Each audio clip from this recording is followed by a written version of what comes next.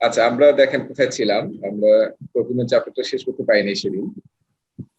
আমরা বোধহয় যে কন্ট্যাক্ট টাইপ নিয়ে আলোচনা করছিলাম, তাই না? কন্ট্যাক্ট টাইপ আমি ইয়াও একটা বানাতে চাচ্ছি যে আসলে কোথা থেকে প্রশ্ন আসবে পরীক্ষায়। যেমন কন্ট্যাক্ট টাইপ থেকে অবশ্যই 2-3টা প্রশ্ন আসবে পরীক্ষায়। এই যে আমরা যে বিভিন্ন কন্ট্যাক্ট টাইপটা পড়লাম। আর অ্যাজাইলের বইয়ে অ্যাজাইলের কন্ট্যাক্ট নিয়ে কিন্তু খুব একটা লেখা নাই, পিএমবকও লেখা ছিল না, খুব সামান্য লেখা ছিল। এবার অ্যাজাইল প্র্যাকটিস গাইডে একটু লেখা আছে, এপিজি অ্যাজাইল প্র্যাকটিস গাইডে আমি যত দেখলাম, একটু পেজ নাম্বারটা একটু আপনারা লিখে রাখেন, সুযোগ হলে একবার পড়ে নিয়েন। ওটা 2 পৃষ্ঠা ওঠায়, চ্যাপ্টার নম্বর 6 অ্যাজাইল প্র্যাকটিস গাইডের, এবং সেটার নাম হচ্ছে 6.7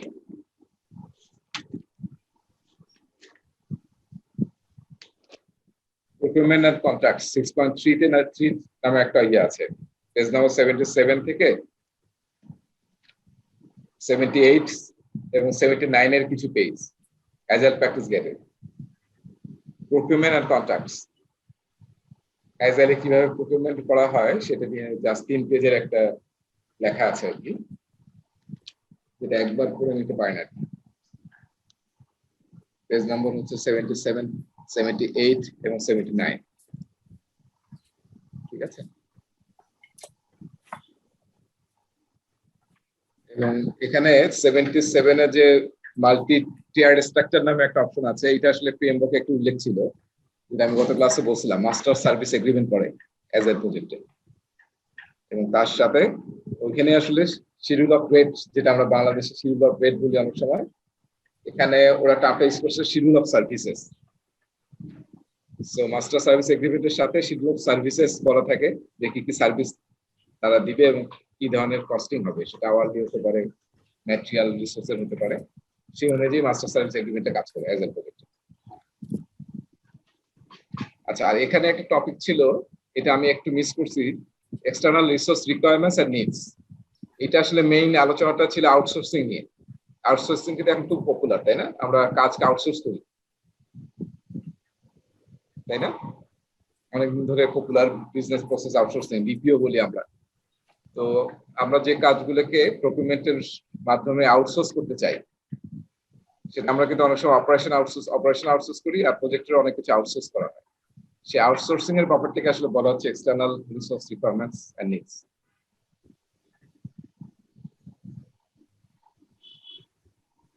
আচ্ছা, আমরা এই পর্যন্ত ছিলাম কন্ট্যাক্ট টাইপস।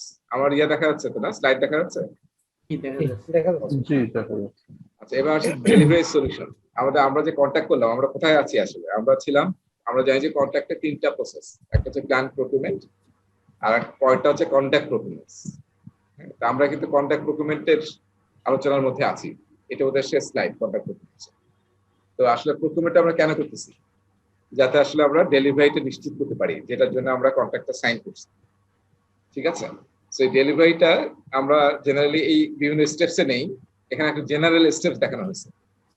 হ্যাঁ, ভেন্ডর যখন কাজ করে আমাদের সাথে, নরমালি এরা কি করে? প্ল্যানিং এন্ড অ্যানালাইসিস করে, তারপর ডিটেইল ডিজাইন সাবমিট করে আমাদের কাছে, সলিউশনটা কিরকম হবে, তারপরে ইমপ্লিমেন্ট করে, টেস্টিং করে, যেখানে আমরাও ইনভলভ হই অ্যাজ এ কাস্টমার, তারপরে ট্রেনিং দেওয়া হয়, এবং ফাইনালি হ্যান্ড ওভার করা হয়। এবং হ্যান্ড ওভারের পরেও দেখা যায় বিভিন্ন সাপোর্ট চলতে থাকে, ওয়ারেন্টি পিরিয়ড চলতে থাকে। এরপরে আমরা সাপোর্টেড মেইনটেনেন্স, যেটা ফুললি ট্রান্সফার করে দিই কাস্টমারের কাছে, তখন কাস্টমার এটাকে ফুললি অপারেট করে এবং করে। সো এটা একটু জেনেরিক অ্যাপ্রোচ যখন ভেন্ডর বা সাপ্লায়ার আমাদের সাথে কাজ করে কোনো একটা কন্ট্রাক্ট পাওয়ার পর। সো কন্ট্রাক্ট প্রকিউরমেন্টসে দেখেন আমরা যে আলোচনাগুলো করলাম, এই যে এটা কিন্তু আসলে পিএমবকের প্রসেস কন্ট্রাক্ট প্রকিউরমেন্টসের। তো দেখেন এখানে আমরা কি করছি, যে অ্যাডভার্টাইজিং করছি, আমাদের আরএফপি, আইএফবি কিংবা আরএফকিও আমরা সাবমিট করছি, তারপরে বিডার কনফারেন্স করছি। বিডার কনফারেন্সটা কখন করা হয়? আরএফপি সাবমিট করার পরে, এবং আরএফপি যখন আমরা ফ্লোট করছি, তারপর সাবমিশন, এর মাঝখানে আসলে আমরা ভেন্ডর বা সাপ্লায়ারের সাথে কনফারেন্স করি, বিডার কনফারেন্স করি। এটা অনেক ধরনের নাম আছে, দেখবেন যে স্টুডেন্ট ম্যানুয়ালে 4 ধরনের নাম বলা আছে: কন্ট্রাক্টর কনফারেন্স, প্রিভিড মিটিং। সো এটার উদ্দেশ্য হচ্ছে আরএফপিটা সবাই ঠিকমতো বুঝছে কিনা, যে আমাদের কন্ট্রাক্ট রিকোয়ারমেন্ট কি, আমাদের স্কোপটা কি, সেটার জন্য মিটিংটা করা হয়। এই মিটিংটার পরে আসলে সাবমিট করা হয় ডেট অনুযায়ী। তো তারপর আমরা কি করি, সাবমিট পাওয়ার পরে যে ইভ্যালুয়েশন করি আমরা, তাই না? কোন কিসের উপর ইভ্যালুয়েশন করি? ওই যে আমরা যে প্ল্যানের সময় সিলেকশন ক্রাইটেরিয়া সেট করছিলাম, ঠিক আছে, মনে আছে না? সিলেকশন ক্রাইটেরিয়া, সেই ক্রাইটেরিয়ার উপর বেস করে আমরা সিলেক্ট করি এবং নেগোশিয়েট করি। বিভিন্ন ধাপে নেগোশিয়েট হয়, টেকনিক্যাল নেগোসিয়েশন, তারপরে কন্ট্রাকচুয়াল নেগোসিয়েশন এবং ফাইন্যান্সিয়াল নেগোসিয়েশন। এটা হওয়ার পর আমরা কি করি, সিলেক্টেড সেলার সিলেক্ট করি এবং তাদের সাথে কন্ট্রাক্ট সাইন করি, এগ্রিমেন্টস। সব জায়গায় বহুবচন দেওয়া হয়েছে, দেখছেন তো? কারণ প্রজেক্টে একটাই কন্ট্রাক্ট হবে বা একটাই ভেন্ডর থাকবে এরকম না, অনেক থাকতে পারে, ঠিক আছে? তো এইটাই হচ্ছে মেইন আমাদের কন্ট্রাক্ট ডকুমেন্টস এর আসল উদ্দেশ্য, হচ্ছে কন্ট্রাক্ট সাইন করা কাস্টমারের সাথে, বায়ারের সাথে, সরি সেলারের সাথে। আচ্ছা, এবার আমরা আসতেছি control procurement process. Control procurement process মানে হচ্ছে আমাদের এগ্রিমেন্ট সাইন হয়ে গেছে, এখন এই এগ্রিমেন্ট অনুযায়ী আমরা বায়ারের কাছ থেকে, সরি সেলারের কাছ থেকে বা ভেন্ডর বা সাপ্লায়ারের কাছ থেকে আমরা আমাদের প্রোডাক্ট সার্ভিস নেব, নিশ্চিত করবো যে আমরা যেটা চাচ্ছি সেটা যাতে আমরা পাই। তো সেটা করার জন্য হচ্ছে কন্ট্রোল প্রকিউরমেন্ট প্রসেস, যেটা মনিটরিং এবং কন্ট্রোলের আন্ডারে একটা প্রসেস, ঠিক আছে? সেখানে আসলে মেইন স্কোপটা কি দেখেন কন্ট্রোল প্রকিউরমেন্টের? Project plan execution to formally sanction the sellers work to begin at the appropriate time. Contract sign হয়ে গেল, ওইটাই আর কি বলতেছে, তার মানে এখন সে কাজ শুরু করবে। পারফরমেন্স রিপোর্টিং করা নিতে হবে, ঠিক আছে? কিসের? কস্টের, শিডিউলের এবং টেকনিক্যাল পারফরমেন্স। এবং এই পারফরমেন্স রিপোর্টিং কখন কিভাবে নেবেন, কি ফরম্যাটে নেবেন, এটা অবশ্যই কন্ট্রাক্টে বলা থাকতে হবে, নাহলে কিন্তু এগুলো আপনি ঠিক মতো পাবেন না। তারপর কোয়ালিটি এনশিওর করে নিতে হবে যে আপনার যে সমস্ত ডেলিভারি নিচ্ছেন সবগুলো কোয়ালিটি অ্যাজ পার স্পেসিফিকেশন পাচ্ছি কিনা। তারপর কোনো কারণে যদি চেঞ্জ লাগতেই পারে, তাই না? কন্ট্রাক্টের চেঞ্জ লাগতে পারে, কন্ট্রাক্টের স্কোপে চেঞ্জ লাগতে পারে, আরো নানান চেঞ্জ হতে পারে, যেটা আমরা পরের স্লাইডে দেখবো। তো সেটা আমরা কিভাবে ম্যানেজ করবো, সেটাও throughout the control process আমাদেরকে ম্যানেজ করতে হবে।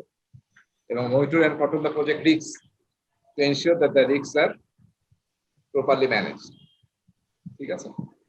সেইটা হচ্ছে আমাদের প্রকিউরমেন্টের মেইন স্কোপ। এবং কন্ট্রোল প্রকিউরমেন্টে আমরা কি করবো, এই যে সবকিছু একসেপ্ট করে কিন্তু আমরা ক্লোজ প্রকিউরমেন্টও করবো। কন্ট্রোল প্রকিউরমেন্টের একটা দায়িত্ব হচ্ছে প্রকিউরমেন্টের সবকিছু ক্লোজ করা অফিসিয়াল। আচ্ছা, যদি কন্ট্রাক্টের চেঞ্জ লাগে, এই জন্য আমরা আগে থেকেই মানে চেঞ্জ ম্যানেজমেন্টের অবশ্যই প্রসিডিউর এবং ফ্রেমওয়ার্ক তৈরি করে রাখবো, যেটা ফলো করে আমরা চেঞ্জ কন্ট্রোল করবো। এবং জেনারেলি এই কন্ট্রোলটা, এই চেঞ্জ কন্ট্রোল সিস্টেমটা ওভারঅল প্রজেক্টের চেঞ্জ কন্ট্রোলের সাথে থাকতে পারে।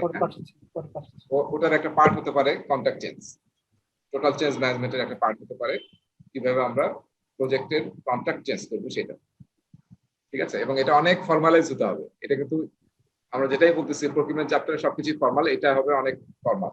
এবং যদি কন্ট্রাক্টের ভিতরে কোনো কিছু চেঞ্জ হয়, সেটা আসলে আরো অনেক বেশি ফর্মাল ওয়েতে যেতে হবে। এবং কন্ট্রাক্টে সবকিছু আপনি বুঝবেন এরকম কিন্তু নাও হতে পারে। এই জন্য ততক্ষণ পর্যন্ত কন্ট্রাক্ট সাইন করবেন না যতক্ষণ পর্যন্ত আসলে আপনি সব বুঝতেছেন না, বা আপনার লিগাল টিমকে ইনভলভ না করে আপনি কোনো ডিসিশন বা সাইনিং এ যাবেন। এইটা কি সিসিবির মাধ্যমে অ্যাপ্রুভাল হবে নাকি? হ্যাঁ, এটা সিসিবির মধ্যে হতে হবে আর কি। সিসিবিরই একটা পার্ট থাকতে পারে, বড় থাকতে পারে, যে কন্ট্রাক্ট রিলেটেড চেঞ্জও সিসিবির আওতার মধ্যে, এবং তখন এইভাবে করা হবে। সেটিকে বলা হচ্ছে কন্ট্রাক্ট চেঞ্জ কন্ট্রোল সিস্টেম। আচ্ছা, কন্ট্রাক্টে কি ধরনের জেনারেলি চেঞ্জ হতে পারে কন্ট্রাক্টের? সো একটা হচ্ছে একটা সবচেয়ে কমন যেটা হয় অ্যাডমিনিস্ট্রেটিভ চেঞ্জ।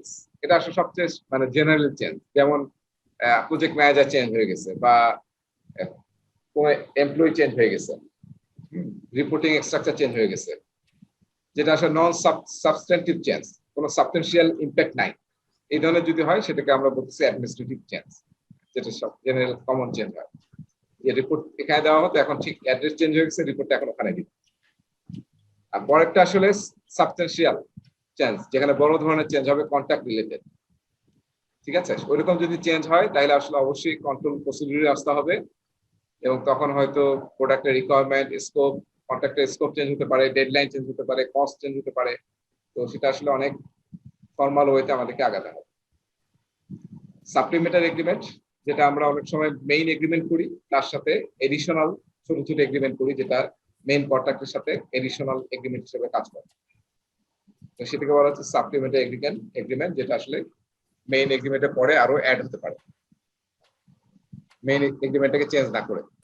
কনস্ট্রাকটিভ চেঞ্জ, আমরা যারা বায়ার আছি, আমরা এমন কোনো কাজ করলাম বা কাজ করলাম না যার কারণে নতুন কোনো একটা ইম্প্যাক্ট পড়লো, যেটার কারণে আমাদেরকে কস্ট অ্যাডজাস্ট করতে হলো সেলারের সাথে বা ভেন্ডরের সাথে, সেটাকে বলা হচ্ছে কনস্ট্রাকটিভ চেঞ্জ।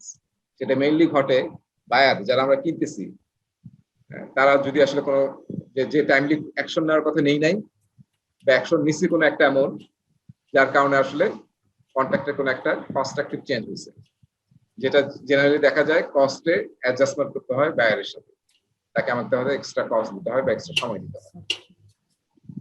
আর আরেকটা মেজর চেঞ্জ যেটা ইজ টার্মিনেশন অফ কন্ট্রাক্ট, এবং কন্ট্রাক্ট টার্মিনেশনের যে ক্লোজ, এটা কিন্তু কন্ট্রাক্টে বলা থাকে যে কখন আসলে কন্ট্রাক্ট টার্মিনেট করা যেতে পারে। তো সবচেয়ে জেনারেল ক্লোজ হচ্ছে যে যদি আমরা scope of work delivery pi as per the specification, তাহলে আমরা ক্লোজ করব। আর না হলে ভেন্ডর কোনো ডিফল্ট করলো, এটা অলওয়েজ ক্লোজে থাকে, যদি কোনো ডিফল্ট করে, ব্রিচ অফ কন্ট্রাক্ট করে, যার কারণে কন্ট্রাক্ট আর এক্সিস্ট করতেছে না বা ডেলিভারি দিতে পারছে না, তাহলে আমরা কি হবে, তখন আমরা টার্মিনেট করতে পারি। তবে বেশিরভাগ ক্ষেত্রে যেটা হয় কাস্টমার কনভেনিয়েন্স, সবসময় কিন্তু কন্ট্রাক্টর যেহেতু লেখা হয় বায়ারের পার্সপেক্টিভে, কন্ট্রাক্টর দেখা যায় যে বায়ারই আসলে সবচেয়ে আপার হ্যান্ডে থাকে। কাস্টমার কনফিডেন্সের জন্য অনেক সময় প্রজেক্ট ক্লোজ হতে পারে, যে আমার আসলে দরকার নেই জিনিসটা। তো যখন এই কন্ট্রাক্ট টার্মিনেট হয়, তখন টার্মিনেটে বলাও থাকে যে আসলে যতটুকু সে কাজ করছে জেনারেলি ওটুকের জন্য সে ডেলিভারি পাবে, আর বাকিটা হয়তো যেটা করে নাই তার জন্য কোনো ডেলিভারি পাবে না, এরকম ডিটেল বলা থাকে আসলে টার্মিনেশন ক্লোজের মধ্যে। সাপ্লিমেন্টাল এগ্রিমেন্ট যেটা, এখানে an additional agreement related to the contract, তো additional agreement related contract মানে কি ধরনের হতে পারে এটা, মানে কন্ট্রাক্টের বাইরে additional agreement? হ্যাঁ, যেমন আমরা নিলাম যে সে একটা বাড়ি বানাবো, বাড়ি বানায় ফেলছি, কিন্তু আমাদের প্ল্যান ছিল না যে আমরা ইয়া করবো, আসলে ছাদের উপরে একটা স্পেস বানাবো, ওটা কি বলে, স্পেস বলে যেন সিলেকোঠা না? আমাদের হ্যাঙ্গিং প্লেস বানাবো আর কি, একটু মডার্ন টার্ম যেটা হ্যাঙ্গিং প্লেস, যেখানে আমরা একটু খাওয়া দাওয়া করতে পারবো, মাঝে মাঝে গেস্ট আসবে, অনুষ্ঠান করতে পারবো, একটা কিচেন থাকবে, হ্যাঁ হ্যাং আউট প্লেস, তারপরে বাচ্চারা খেলতে পারবে। প্ল্যান করা হয়নি, মানে মেইন প্ল্যানে এটা ছিল না, মেইন কন্ট্রাক্টও এটা ছিল। তো আমরা যখন এটা প্ল্যান করলাম সবাই মিলে, তখন বললাম ঠিক আছে তাহলে এটা এডিশনাল একটা কন্ট্রাক্ট দিলাম, যে এটার জন্য আসলে কি কস্টিং লাগবে। তো সেটা সেই স্কোপ এবং সেই কস্ট সেই টাইম মিলে আমরা একটা সাপ্লিমেন্টাল কন্ট্রাক্ট করলাম, যেটা ওটার সাথে অ্যাড করে দিই। তো ওইটা কিন্তু আলাদা কস্টিং হবে, শিডিউলিং হবে এবং আলাদা স্কোপ থাকবে। সেটা কি যেমন আমরা এগ্রিমেন্ট বলতেই বুঝি যে লিগালি বাউন্ডেড থাকবে, এই অ্যাডিশনালটাও কি লিগালি বাউন্ডেড থাকবে? হ্যাঁ, অবশ্যই অবশ্যই, this part of contract, supplemental agreement. Reza ভাই, হ্যাঁ, সাপ্লিমেন্ট এগ্রিমেন্ট অনেক সময় কিন্তু, যেমন আমি হয়তো কন্ট্রাক্ট আছে যে 100টা কম্পিউটার নিয়ে, এখন দেখা যাচ্ছে যে তার কোনো কারণে সেটা বারে 110টা করতে যায়, 20টা করতে হচ্ছে, তখন যে এগ্রিমেন্টটা সেটা সাপ্লিমেন্ট এগ্রিমেন্ট, তাই তো? হ্যাঁ, মানে আপনি এটা সহজ হয় কি, আপনি ধরেন মেইন কন্ট্রাক্টে হাত দিলেন না, কন্ট্রাক্টে হাতটা কিন্তু বেশ টাফ না, মেইন কন্ট্রাক্ট হাত না, এটা সাপ্লিমেন্ট মানে হলো আমার কিন্তু যে কোনো জিনিস আমি করি না কেন, নতুন কন্ট্রাক্ট করতে গেলে আমার কিন্তু একটা প্রাইস রেফারেন্স থাকতে হবে, রেফারেন্স প্রাইস ছাড়া কিন্তু এটা করতে পারবো না। হ্যাঁ হ্যাঁ, আমি যদি কম্পিউটার যদি 100টা থাকে, আমি যদি আরো 10টা বাড়াই, তাহলে যেহেতু কম্পিউটার রেফারেন্স প্রাইস আছে আমি এটা বাড়াতে পারবো।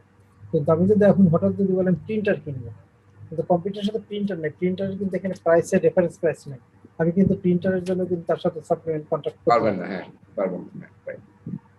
দেখেন, মানে যে মানে সরকারি জায়গায় কিন্তু এরকম অনেক সমস্যা হবে। আমি তো একটা জাস্ট ছোট্ট এক্সাম্পল দিছিলাম যে বাসায় একটা বাড়ি বানাচ্ছি, সেখানে আমি এটা আমার ডিসকাশন, কারো কোনো ইয়া নাই। বাড়ির জন্য করা যাবে, কারণ হলো যে বাড়ির আমি কিন্তু জানি যে কত স্কয়ার ফিট কতটা লাগছে, লেবার কি করবে, সেটা কিন্তু ওর ভিতর আছে, সেটা আছে, কিন্তু সেটার জন্য সমস্যা নেই। ঠিক আছে, তাহলে অর্গানাইজেশনের উপর ডিপেন্ড করবে আর কি। আমি একটা জিনিস খেয়াল করতে পারিনি, ওই একটা কল আসছে যার জন্য নন সাবস্টেন্টিভ চেঞ্জ, এইটুকু একটু আমাকে বলবেন। আর সাবস্টেন্টিভ চেঞ্জ মানে অ্যাডমিনিস্ট্রেটিভ চেঞ্জ, হ্যাঁ সাধারণ চেঞ্জ, মানে ধরেন কন্ট্রাক্টের মধ্যে বলা থাকে যে কারা কারা অ্যাডমিনিস্ট্রেট করবে কন্ট্রাক্টটা। ধরো জাস্ট ফর এক্সাম্পল যে কোন পারসন এটা কন্ট্রাক্ট অ্যাডমিনিস্ট্রেশন করবে, কারণ উনি আসলে বদলি হয়ে গেছে, তো ওনার চাকরি শেষ হয়ে গেছে, তাহলে কি হবে? উনি তো আর এখানে সাইন করতে পারবে না বা কোনো কিছু করতে পারবে না। তাহলে কি হবে, তাহলে ওইটা আমরা চেঞ্জ করলাম যে এখন আসলে যেহেতু এটা চেঞ্জ হয়ে গেছে, নতুন পার্সন আসছেন, তাহলে অ্যাডমিনিস্ট্রেটিভ যিনি একটা কন্ট্রাক্ট অ্যাডমিনিস্টার করবেন তার এখন নতুন নাম এবং অ্যাড্রেস এবং ডেজিগনেশন হচ্ছে ইনি। এই ধরনের মানে যেটা কোনো ইম্প্যাক্ট নাই, কোনো কস্টে কোনো ইম্প্যাক্ট নাই, শিডিউলে কোনো ইম্প্যাক্ট নাই, এই ধরনের ছোটখাটো চেঞ্জ কাজের জন্য, অ্যাডমিনিস্ট্রেটিভ কাজের জন্য চেঞ্জ। তারপর রিপোর্টিংটা ধরেন ইমেলে আগে 5 জনকে ইমেল দিত রিপোর্ট, এখন বললাম যে আমাদের যেটা আরো 2 জন বেড়ে গেছে, তাহলে তুমি আরো সিসির মধ্যে আরো 2 জনকে রাখবা। তো এই ছোট চেঞ্জ গুলোকে আমরা বলতেছি অ্যাডমিনিস্ট্রেটিভ চেঞ্জ। কন্ট্রাক্ট মডিফিকেশন এটা সাবস্টেন্টিভ, এখানে তো প্রাইস ইনভলভ হবে এটাতে। হ্যাঁ, কন্ট্রাক্ট মডিফিকেশন পরেরটা যেটা, এটা তো সাবস্টেনশিয়াল, এটাতে মানে শিডিউলে, কস্টে এবং স্কোপে চেঞ্জ হবে এবং অনেক মানে ফর্মাল প্রসিডিউর লাগবে। এই উপরটা কোনো ফর্মাল প্রসিডিউর দরকার নেই, আমি মেইল করে দিলাম প্রজেক্ট ম্যানেজার যে আমাদের বস চেঞ্জ হয়ে গেছে, তাইলে এটা একটু চেঞ্জ করে দাও, হয়ে গেল। এই মডিফিকেশনটা হয় অনেক সময় যে দেখা গেল যে এটা করে যে পরে কিছু জিনিস লাগছে না, তখন বলে যে না এটা স্কোপ কমাই দিল কিছু, এটা কিন্তু এই কন্ট্রাক্ট মডিফিকেশন ভিতরে পড়ে এটা। হ্যাঁ, কন্ট্রাক্ট মডিফিকেশন সেটা স্কোপ কমে যায়, কারণ ওটা আবার ডাইরেক্টলি ইম্প্যাক্ট হচ্ছে কস্টে এবং শিডিউলে। সাপ্লিমেন্ট আর মডিফিকেশনটা কিন্তু একই টাইপেরই হচ্ছে। কোনটা? সাপ্লিমেন্ট আর কন্ট্রাক্ট মডিফিকেশনটা একই টাইপের হচ্ছে না? সাপ্লিমেন্টাল কন্ট্রাক্ট মডিফিকেশনটা আমরা মেইন কন্ট্রাক্টে মডিফাই করতেছি, আর সাপ্লিমেন্ট আসলে আমরা এডিশনাল এগ্রিমেন্ট করতেছি। এডিশন নতুন এক্সট্রা কিছু আসছে, যেটা আমি কম্পিউটারের এক্সাম্পল দেখতেছি। আচ্ছা, এবার আসেন মানে আমরা মানে যখন কাজ করব ভেন্ডরের সাথে, দেখা যায় যে অনেক ধরনের ডিসপিউট হয়, তাই না? এবং ডিসপিউটটা রিজলভ করা সবচেয়ে সহজ উপায় হচ্ছে নেগোশিয়েট করা। আমরা 2 জন মিলে নেগোশিয়েট করে সলভ করব। আর যদি এটা এইভাবে আমরা সলভ করতে না পারি, তাহলে আসলে আমরা তখন অল্টারনেটিভ ডিসপিউট রেজলিউশনে যাব। তো সেটা নিয়ে এখানে বলা নাই, স্টুডেন্ট ম্যানুয়ালে আছে দেখবেন। আসলে কি নিয়ে আসলে আমাদের মেইনলি ডিসপিউট ঘটে, যেমন ওয়ারেন্টি, ঠিক আছে? ওয়ারেন্টিতে 1 বছর ওয়ারেন্টি পাওয়ার কথা, কিন্তু দেখা যাচ্ছে আসলে ফিট ফর ইউজ হচ্ছে না, মানে 6 মাস পর এটা নষ্ট হয়ে গেছে।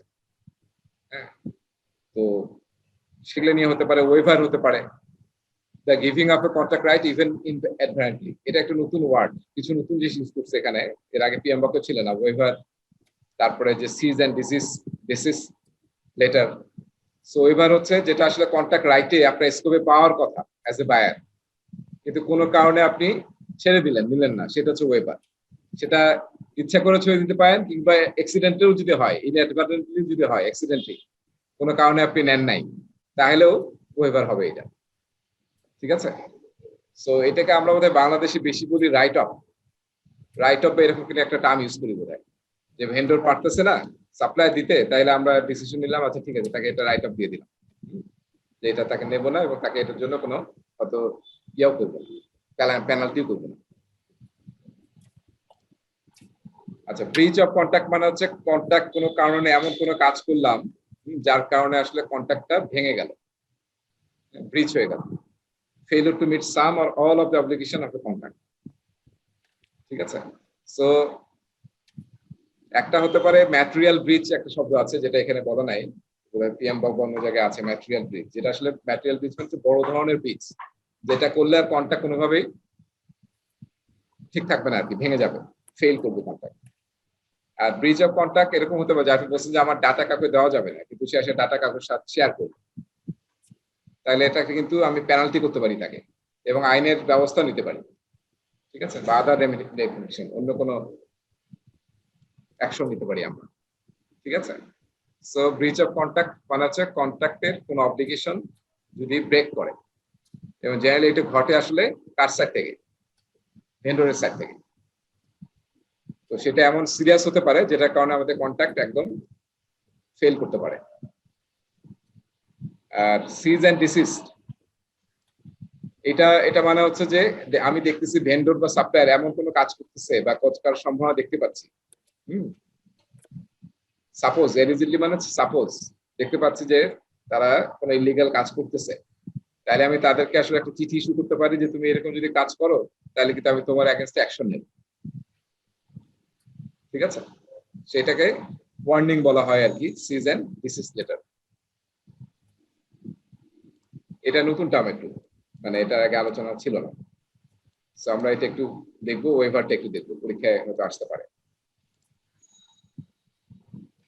আচ্ছা, guidelines for managing handling dispute, এই যেটা আমরা জিনিসগুলি যেটা বললেন যে এই জিনিসগুলি তো এগ্রিমেন্টের মধ্যেই থাকবে না ইনক্লুডেড?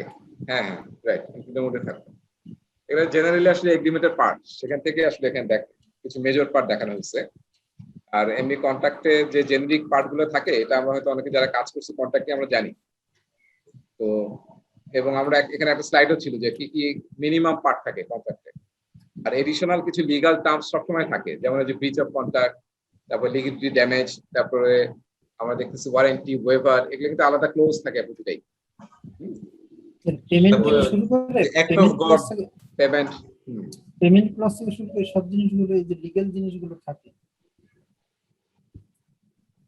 এবং এখন যে ওই সিপি2 যে ডকুমেন্ট আছে যেগুলো ওয়েবসাইটে দেওয়া আছে, ওইগুলি করলে দেখবেন যে এই জিনিসগুলো একদম, এখানে কি চেঞ্জ করার কিছু নাই, একদম এই জিনিস বলা আছে ওয়ারেন্টি কি হবে, বলা আছে, ওইটা অনুযায়ী আপনি করবেন। ডিসপিউট এটা আপনার যে কিভাবে সবগুলো বলা আছে। সিপিটির সাইট থেকে বা প্ল্যানিং কমিশনের সাইট থেকে ডাউনলোড করে একবার পড়লে বুঝতে পারবেন, যে একটু পড়েন তাহলে আসলে অনেক ক্লিয়ার হবে। আর রিতার বই আছে, আসলে রিতার বইয়ে এই কন্ট্রাক্টের সবগুলো পয়েন্টেরই মোটামুটি ভালো একটা ডেসক্রিপশন আছে। নতুন বইটা এটা একবার 10th নতুন পুরানো তো এডিশন সব বইই ছিল, যেটা কি সব বই 10th ছিল। আর 9th ছিল। সবটাই 9th 8th 7th সব জায়গায় ছিল। কন্ট্রাক্ট তো পুরানো জিনিস। আচ্ছা, কন্ট্রাক্টে যদি আমাদের মানে ডিসপিউট হয়, হ্যাঁ, ডিসপিউট হলে আমাদের সবচেয়ে বেস্ট সলিউশন কি? বেস্ট সলিউশন হচ্ছে আসলে আমাদের কি করা? বেস্ট সলিউশন হচ্ছে এটাকে নেগোশিয়েট করে সলভ করা। হ্যাঁ, নেগোশিয়েট করে সলভ করা। এখন নেগোশিয়েট যদি সলভ করতে না পারি নেগোসিয়েশন করে, তাহলে আমরা কোথায় যাব? অল্টারনেটিভ ডিসপিউট রেজলিউশনে যাব, এডিআর। ঠিক আছে, এডিআর, অল্টারনেটিভ ডিসপিউট রেজলিউশন। সেটা আসলে দুই ভাবে করা যেতে পারে। একটা হচ্ছে আমাদের, বা আমি আরেকটা লিখতেছি, তিনটা ওয়ে আছে। একটা হচ্ছে যে আপনি মেডিয়েশন করতে পারেন। মেডিয়েশন, এই টার্মগুলি স্টুডেন্ট ম্যানুয়াল আছে, পিএমবকেও আছে। হ্যাঁ, মেডিয়েশন কিংবা করতে পারেন আরবিট্রেশন। এটাও কন্ট্রাক্টে বলা থাকে, যদি ডিসপিউট হয় তাহলে আপনি কি আরবিট্রেশন ফলো করবেন নাকি মেডিয়েশন ফলো করবেন, সেটা বলা থাকে। সো মেডিয়েশন, আরবিট্রেশন, এই দুইটাও যদি ফেল করে, আমি এই দুইটা একটু বলতেছি দুইটার মধ্যে পার্থক্য কি বা দুইটা কি জিনিস, তাহলে আমরা যাব লিগাল প্রসেসে, লিটিগেশনে চলে যাব, কোর্টে চলে যাব। সো সবচেয়ে বেস্ট কোনটা? আসলে বেস্ট হবে যেহেতু আমরা সাপ্লায়ার ইজ আওয়ার পার্টনার, আমরা নেগোশিয়েট করে যদি ইউ ক্যান সলভ, তাহলে খুব বেটার, ভালো। কিন্তু এটা সবসময় হয় না, তাই না? অনেক ক্রিটিক্যাল কেস চলে আসে যেখানে আসলে আমাদেরকে মেডিয়েশনে যেতে হয়, অথবা আরবিট্রেশনে যেতে হয়, কিংবা তাও যদি সলভ না হয় তাহলে আমাদেরকে একদম লিগাল অ্যাকশন নিতে হয়, যেটাকে আমরা লিটিগেশন বলি। সো মেডিয়েশনটা মানে কি? মেডিয়েশন মানে হচ্ছে ধরেন আমার এ পার্টি, এ হচ্ছে মেডিয়েটর, আমরা বি এবং সি হচ্ছে বায়ার এবং কন্ট্রাক্টর, এখন কোনো কারণে আমাদের কোনোভাবে নেগোশিয়েট হচ্ছে না কোনো একটা বিষয়ে, কোনো একটা স্কোপে বা কোনো কিছুতে, তাহলে কি হবে? যিনি আসলে মেডিয়েটর ট্রাই করবে দুজনকে কনভিন্স করে মেডিয়েট করার জন্য, ঠিক আছে, কম্প্রোমাইজ করার জন্য, করে এটাকে সলভ করার জন্য। এখন এই মেডিয়েটর আমরা পাবো কোথায়? এটা কন্ট্রাক্টে বলা থাকবে, কে আমরা কন্ট্রাক্টে বলা থাকবে যদি ডিসপিউট হয় তাহলে মেডিয়েশন ফলো করবো আমরা, তো মেডিয়েশনের কে মেডিয়েটর হবে সেটা বলা থাকবে, ঠিক আছে, এবং তার চার্জ কত সেটা বলা থাকে।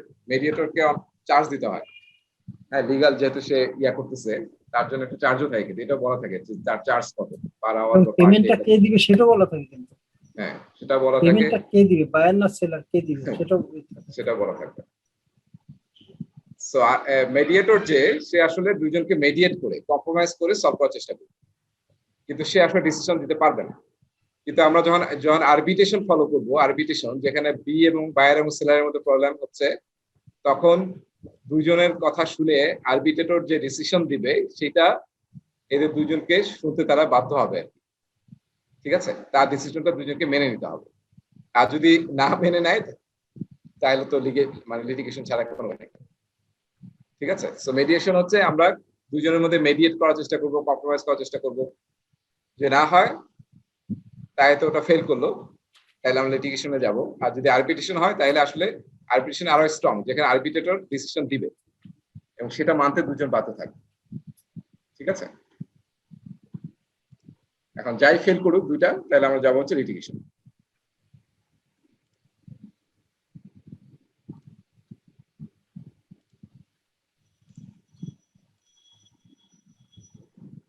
ঠিক আছে, তাহলে এই কথাবার্তাগুলি এখানে আছে।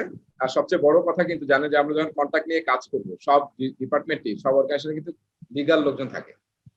সো এখানে আপনি নিজে নিজে কাজ করা যাবে না, এখানে আপনার লিগাল লোকজনকে ইনভলভ করতে হবে।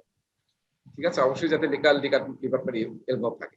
এই সমস্ত কন্ট্রাক্ট সাইন, কন্ট্রাক্ট তৈরি করা, কন্ট্রাক্টের সমস্ত টার্মস এবং কন্ডিশনস গুলো ঠিক আছে কিনা লিগাল পয়েন্টস অফ ভিউতে, এটা অবশ্যই আপনাকে চেক করে নিতে হবে, তারপরে আপনি সাইনিং করতে যাবেন।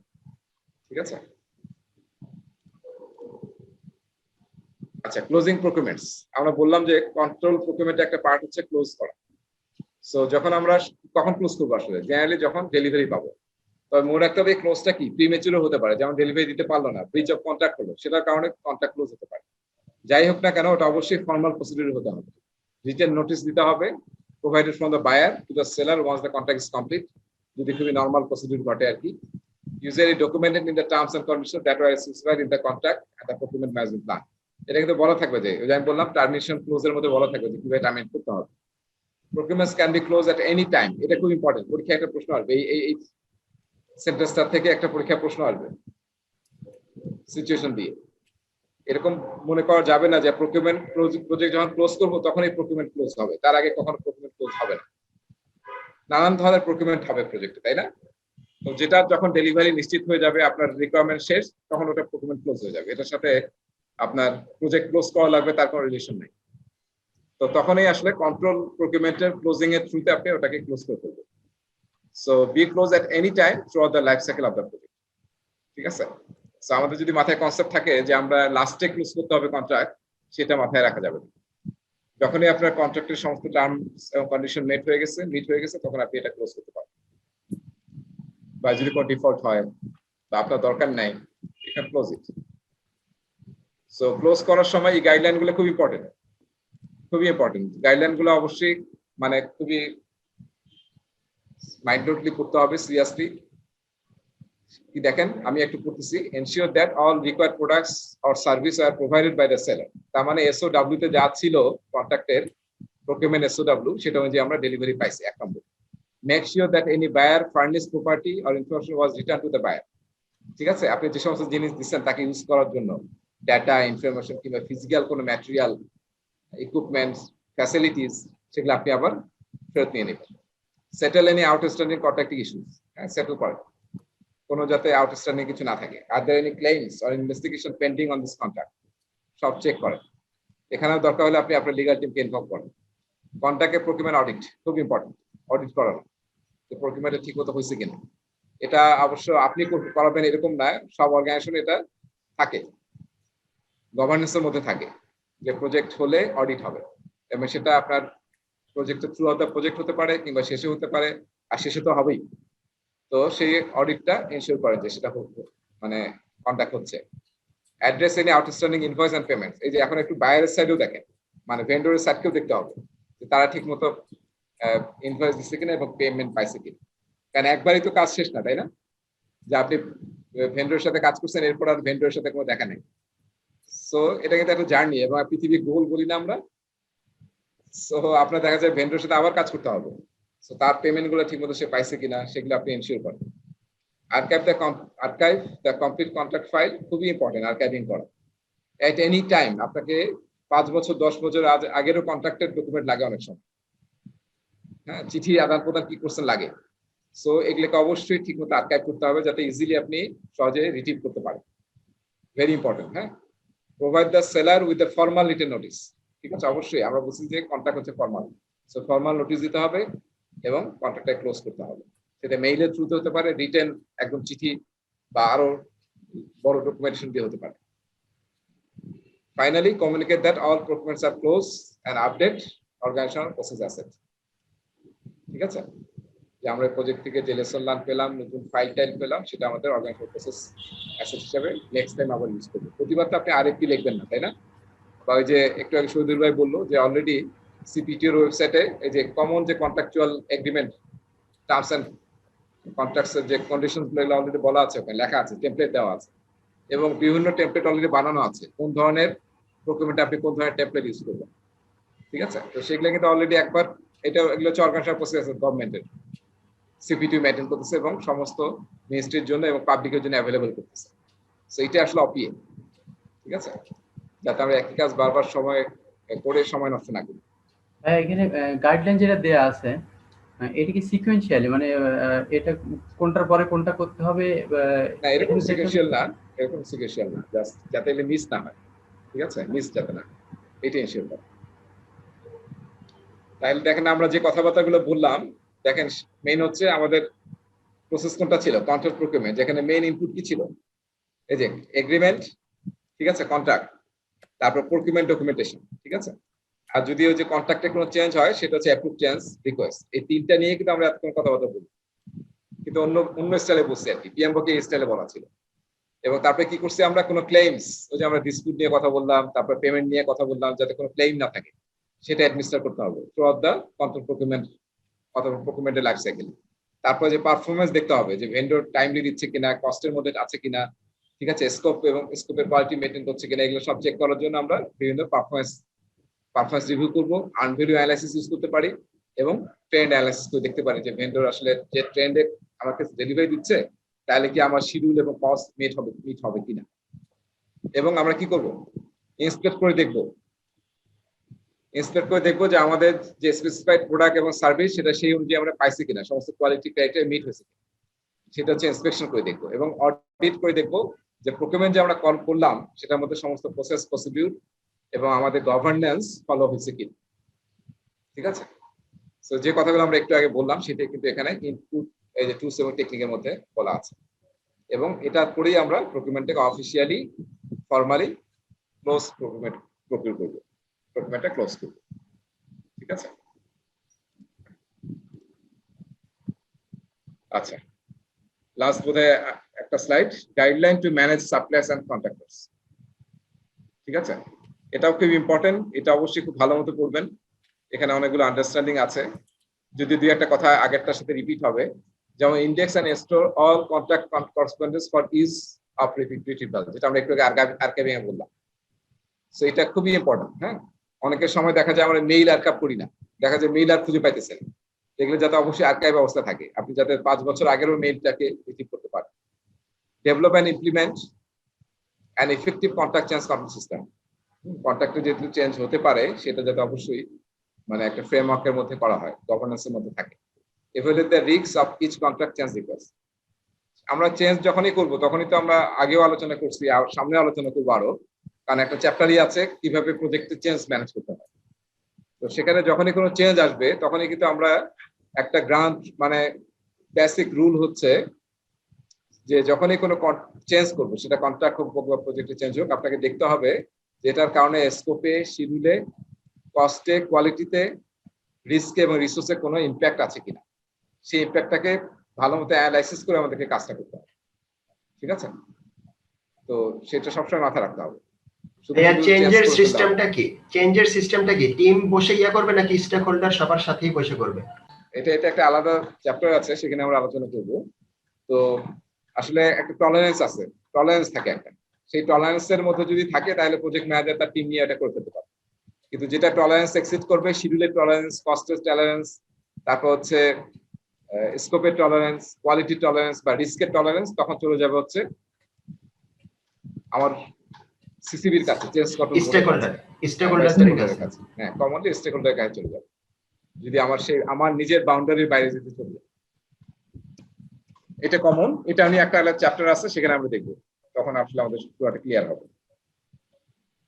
তবে যাই করি না কারো, আমরা যে বললাম যে আমার সবসময় ওই যে এটার সাথে মিলিয়ে দেখতে হবে যে সব ঠিক আছে কিনা, কারণ এটা না হলে তো এটা যদি আমি অ্যানালাইসিস না করি তাহলে বুঝতে পারবো না যেটা আমার টলারেন্সের মধ্যে আছে নাকি এটা স্টেকহোল্ডারের কাছে যেতে হবে। আচ্ছা, ডকুমেন্ট অল কন্ট্রাক্ট চেঞ্জেস। ঠিক আছে, ডকুমেন্টেশন করতে হবে। তারপরে ইফেক্টিভ পারফরম্যান্স রিপোর্টিং সিস্টেম করতে হবে। ঠিক আছে, ভেন্ডরের ক্ষেত্রে পারফরম্যান্স দেখতে হবে, এবং খুবই ইম্পর্টেন্ট, কারণ পরের বার আবার যখন কাজ দিবেন একটা হচ্ছে আপনার ভিতরে প্রজেক্টের ভিতরে তো দেখতে হবে পারপাস কিরকম, আবার পরে যে তাকে কাজ দিবেন সেটা আপনাকে হেল্প করবে যখন এই পারপাসটা আপনি রেজাল্ট করবেন। এবং দেখেন এই যে আমি একটু আগে বলছিলাম যে কন্ট্রাক্টের মধ্যে অবশ্যই স্পেসিফাই করে দিতে হবে যে আপনি কি ধরনের রিপোর্টিং চাচ্ছেন, কবে চাচ্ছেন, কি ফরম্যাটে চাচ্ছেন। এগুলো পরে চাইলে ভেন্ডররা দিবে না কিন্তু। তো শুরুতেই আমি এই যে যদি আপনি রবি জিপি বা এরকম বড় অর্গানাইজেশনের সাথে কাজ করেন, দেখবেন যে ওদের কন্ট্যাক্ট ডকুমেন্ট মানে কয়েক হাজার পেজের। তো সেখানে বলা থাকে, একদম বলাও থাকে যে আপনি যে রিপোর্ট দিবেন সেই রিপোর্টটা কবে দিবেন, এবং ফরম্যাট বলা থাকে যে এইটা ফরম্যাট, একদম এক্সেল এর ফরম্যাট দেওয়া থাকে, গ্রাফের ফরম্যাট দেওয়া থাকে, ওয়ার্ডের ফরম্যাট দেওয়া থাকে, ইভেন পাওয়ার পয়েন্টের ফরম্যাট দেওয়া থাকে। বলা থাকে যে আপনি কখন কোন ফরম্যাটটা ইউজ করে আপনি রিপোর্টিং করবেন। ঠিক আছে, কারণ এগুলো যদি আপনি না লিখে দেন পরে আর আপনি ইম্পোজ করতে পারবেন না, কারণ কন্ট্রাক্টে না লেখা থাকলে এই impose. Set performance milestone two monitor project progress. ঠিক আছে, মাইলস্টোন দিয়ে আপনি করেন তাহলে বেটার হবে। If work is performed at another site, is a site visit, তাই না? This is a common practice. আমরা সাইট ভিজিট করব, এটা বলা থাকতে হবে কন্ট্রাক্টে। হ্যাঁ, submit approved invoices for payment in accordance with the contract and the project's payment system. এটা আমি বারবার মানে এমফাসিস দিচ্ছি এই কারণে, কারণ আসলে আমাদের ভেন্ডরকে এখন আর আমরা আসলে কম্পিটিটর বা আমাদের ভাবলে কিন্তু হবে না। এটা একটা ভ্যালু চেইনের মধ্যে দে আর আওয়ার পার্টনার। সো তাদের যদি দিকটা আমরা না দেখি, তাহলে দেখবেন যে তাদের সার্ভিস, তাদের ডেলিভারি, কাজের কোয়ালিটি, মোটিভেশন সব কি হয়ে যাবে, খারাপ হয়ে যাবে, এবং একটা ডিমোটিভেটেড টিম দিয়ে আপনি আসলে ভালো কাজ পাবেন। সো এটা আমাদের মাথায় রাখতে হবে। So we are done with this chapter. এখন চলেন আমাদের কিছু এক্সারসাইজ আছে, স্টুডেন্ট ম্যানুয়াল। দেখাতে স্টুডেন্ট ম্যানুয়ালে আমরা একটু যাই।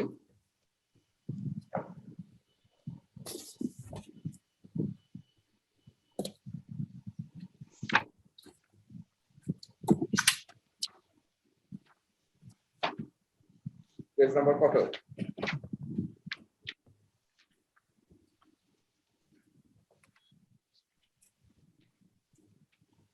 পেজ নম্বর অ্যাক্টিভিটি 2.9, পেজ নম্বর হচ্ছে 135। এখানে 4টা প্রশ্ন আছে, দেখেন 4টা প্রশ্ন আছে। এর মধ্যে আমার কাছে মনে হচ্ছে 4 নম্বর প্রশ্নটা বা এই টাইপের একটা প্রশ্ন পরীক্ষা আসবে। হ্যাঁ, 4 নম্বর প্রশ্ন।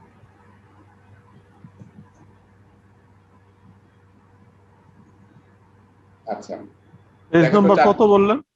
135।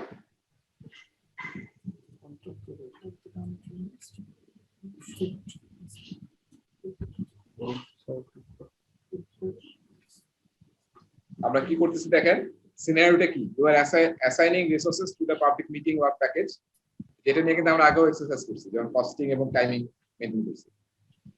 Of the new shopping center project, most of the labor will come from within your company, although some labor and the non-labor resources will be outsourced. আচ্ছা, আমি প্রথম প্রশ্নটা দেখেন, you will need 6 professional security guards for 4 hours. ঠিক আছে, 4 ঘন্টার জন্য security guard লাগবে। What contractual considerations are important as you select the security from who will provide the guards? Choose 2.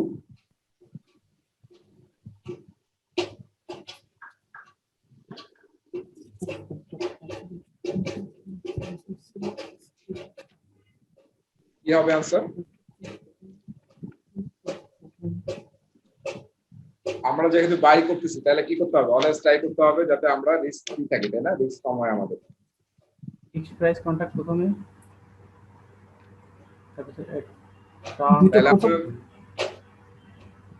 হ্যাঁ, প্রথম হচ্ছে ফিক্সড প্রাইস কন্ট্রাক্ট, যাতে আমাদের কস্টিং এ কোনো রিস্ক না আসে, তাই না? 1 নম্বর। 2 নম্বর দেখেন টার্ম কন্ট্রাক্ট নাকি, মানে হ্যাঁ, এই যে না, এখানে 1 নম্বরে চুজ 2, তাহলে আরেকটা আনসার কি হবে? টার্ম কন্ট্রাক্ট হবে, তার কারণ ফিক্সড প্রাইস ইয়ে করবে, তারপর টার্মস এন্ড কন্ডিশন ঠিক করতে হবে। টার্ম কন্ট্রাক্ট বলতে কি বোঝাচ্ছে আসলে, মানে এটা কি, এটা কস্ট রিইম্বার্সিংটা হতে পারে একটা। না না, আমাদের তো ফিক্সড প্রাইস কন্ট্রাক্ট বলেই ফেলছি, আর তো রিভার্স কন্ট্রাক্ট টাইপ তো হয়ে গেছে, এখন অন্য কিছু। এখানে দেখেন, এখানে 2টা টার্ম যেটা স্লাইডে ছিল না, স্টুডেন্ট ম্যানুয়ালে আছে। স্টুডেন্ট ম্যানুয়ালে যদি একটু জান আপনারা, এটা অবশ্যই করবেন, পরীক্ষা আসবে এখান থেকে আমার কাছে মনে হচ্ছে। 130 নম্বর পেজ, পেজ 130।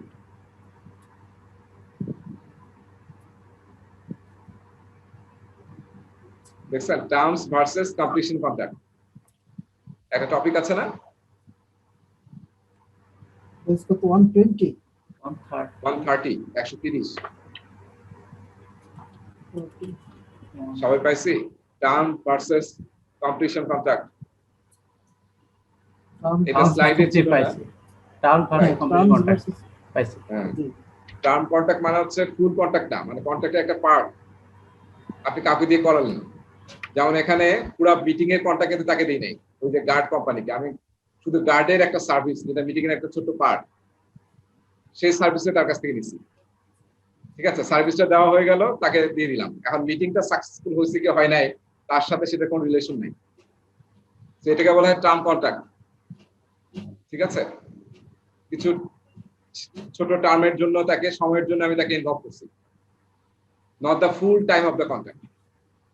ঠিক আছে, আর কমপ্লিশন কন্ট্রাক্ট মানে একদম কন্ট্রাক্টের শুরু থেকে শেষ পর্যন্ত ইনভলভ করা, এবং যতক্ষণ সেটার সমস্ত ক্রাইটেরিয়া মিট না করে ডেলিভারি মানে মিট না হবে ততক্ষণ পর্যন্ত তার কন্ট্রাক্টটা কমপ্লিট হবে না এবং সে পেমেন্ট পাবে না। ঠিক আছে, সো এটা কিন্তু আমরা ইউজ করি টার্ম কন্ট্রাক্ট, একটা হচ্ছে কমপ্লিশন কন্ট্রাক্ট। সো এখানে তাহলে কি হবে, এটা 1 নম্বর প্রশ্ন উত্তরটা টার্ম ফিক্সড প্রাইস আর টার্ম কন্ট্রাক্ট। হ্যাঁ, টার্ম কন্ট্রাক্ট মানে অল্প সময়ের জন্য আমরা তাকে টার্ম কন্ট্রাক্ট দিচ্ছি, তার সাথে কিন্তু আমাদের পুরা যে কাজটা, মিটিং এর যে কাজটা, এটা কিন্তু রিলেশন নাই, শুধু সে একটা ছোট সার্ভিস দিচ্ছে। আর কমপ্লিশন কন্ট্রাক্ট হলে পুরো কন্ট্রাক্টের মধ্যে যা বলা আছে সেটা যতক্ষণ না ডেলিভারি দিবে ততক্ষণ পর্যন্ত সে পেমেন্টও পাবে না এবং তার ডেলিভারিটাও ফিক্সড হবে না এবং কন্ট্রাক্টও কমপ্লিট হবে। সো দিস ইজ এই প্রশ্নটা কিন্তু পরীক্ষায় পাবেন আর কি মনে হচ্ছে আমার কাছে। আচ্ছা, এর পরেরটা আসেন, you will then 3 large monitors so meeting attendees can see the speakers. Which of the following documents should be prepared first in order to procure the monitors? এই যে প্রশ্নে কিন্তু একটা খেয়াল করেন আপনারা একটু, পিএমপি প্রশ্নের একটা কমন প্র্যাকটিস হচ্ছে কোনটা প্রথম করবেন আপনি, which as a project manager you should do first। তার মানে আপনি আসলে সিকোয়েন্সটা বোঝা খুব ইম্পর্টেন্ট, কনসেপ্টটা বোঝা, কোনটা পরে করবেন, আবার কথা বলবো যে কোনটা বেস্ট করা উচিত এই জায়গায় এবং কোনটা লিস্ট পসিবল সলিউশন এরকম হতে পারে, বা কোনটা সব শেষে করবেন। সেই এই ধরনের টার্ম কিন্তু অলওয়েজ পাবেন, এটি অলওয়েজ যখন এরকম পাবেন ওটা ফোকাস রাখতে হবে, ইউ প্রিপেয়ার ফার্স্ট, এই ওয়ার্ডটা মাথায় রাখতে হবে, এই ফ্রেজটা। ঠিক আছে, procurement estimate what? procurement management plan.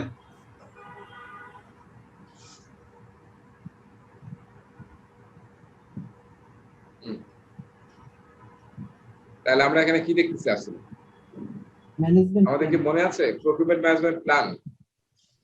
Management হ্যাঁ, আমাদের অ্যান্সার হবে আসলে স্টেটমেন্ট অফ ওয়ার্ক। মানে আমরা কোথায় কাজ যদি না জানি যে আমরা আসলে কি করবো, কোনটা আসলে আমাদেরকে আউটসোর্স করতে হবে বা কোনটা ভেন্ডর লাগবে, এসব ওয়ার্ক স্টেটমেন্ট অফ ওয়ার্কটা যদি না জানি তাহলে আসলে মানে প্ল্যান প্রকিউরমেন্টের কোনো কাজ আসছে না আমাদের। আমরা তো জানতে হবে যে আমাদের এটা আসলে আউটসোর্স করতে হবে বা এটা আমরা পারবো না, এই ওয়ার্ক প্যাকেজটা অন্য কারো থেকে ডেলিভারি নিতে হবে। সো সেই জন্য প্রকিউরমেন্ট স্টেটমেন্ট অফ ওয়ার্ক এটা না হলে কিন্তু আমি প্রকিউরমেন্ট ম্যানেজমেন্ট প্ল্যানও আসলে দরকার নাই তো আমার, যদি আমার কোনো কাজ বাইরে থেকে নিতেই না হয়। ঠিক আছে, সো এই 1 নম্বরটা অ্যান্সার হবে প্রকিউরমেন্ট স্টেটমেন্ট অফ ওয়ার্ক। ঠিক আছে,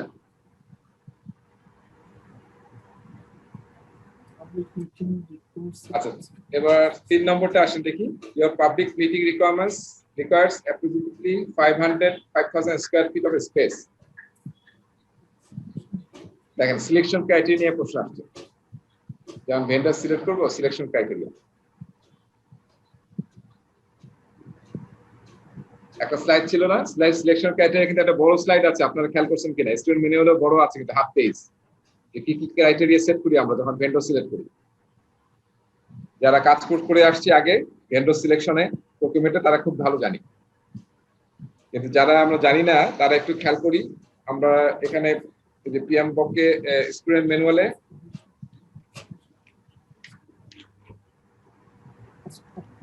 দেখেন সিলেকশন ক্রাইটেরিয়া নামে একটা প্রায় এক পেজের মতো লেখা আছে, 125 থেকে 126 পেজ, 125 থেকে 126। জেনারেলি এই ক্রাইটেরিয়া গুলো আমরা সেট করি যখন ভেন্ডর সিলেক্ট করি, এবং তাই এর মধ্যে আমরা আসলে মার্কিং দিই, স্কোর দিই, যে কে কত স্কোর পাচ্ছেন। তো দেখেন এখানে তাহলে কি হবে, এখানে past performance of company that owns the space, এটা একটা এটা একটা ক্রাইটেরিয়া। আমরা চাই যে যারা যাদের এক্সপিরিয়েন্স আছে তাদের সাথে কাজ করা যায়। তারপরে দেখেন size of the company that owns the space, এটা একটা Community reference to business.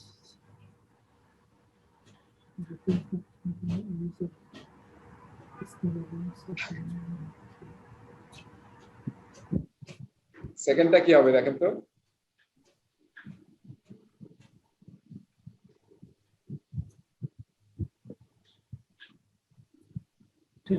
ইয়েটা হতে পারে রেফারেন্সেস ফ্রম প্রিভিয়াস রেন্টার্স।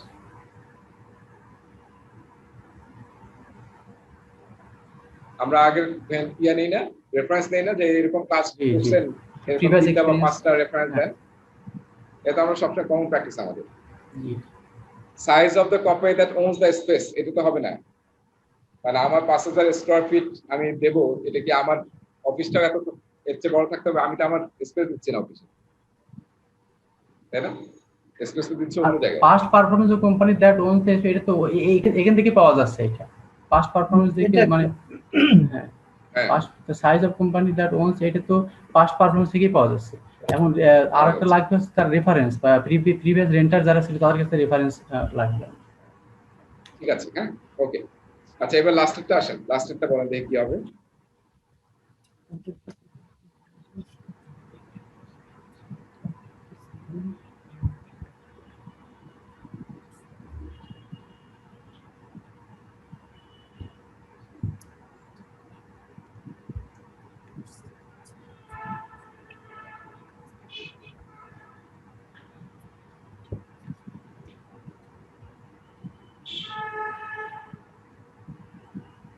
খুব ভালো প্রশ্ন এটা, হ্যাঁ।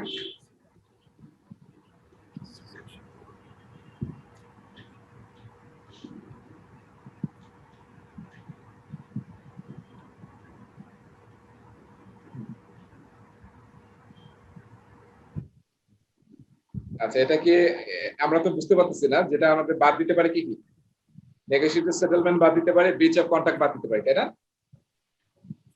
মানে ব্রিচ মানে এত বড় ব্রিচ হয় না এই যে কন্ট্রাক্ট বাতিল হবে, আর এটা খুব ছোট জিনিস অল্প সময়ের জন্য। তাহলে কি হতে পারে, ওয়ারেন্টি হতে পারে, ওয়েভার হতে পারে।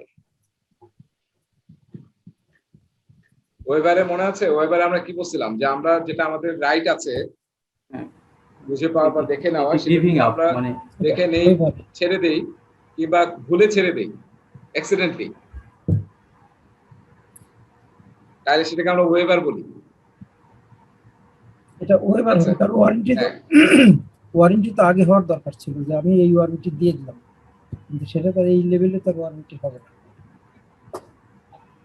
ঠিক আছে, তাহলে আমাদের এখানে হবে কিন্তু ওয়েভার অ্যানসারটা।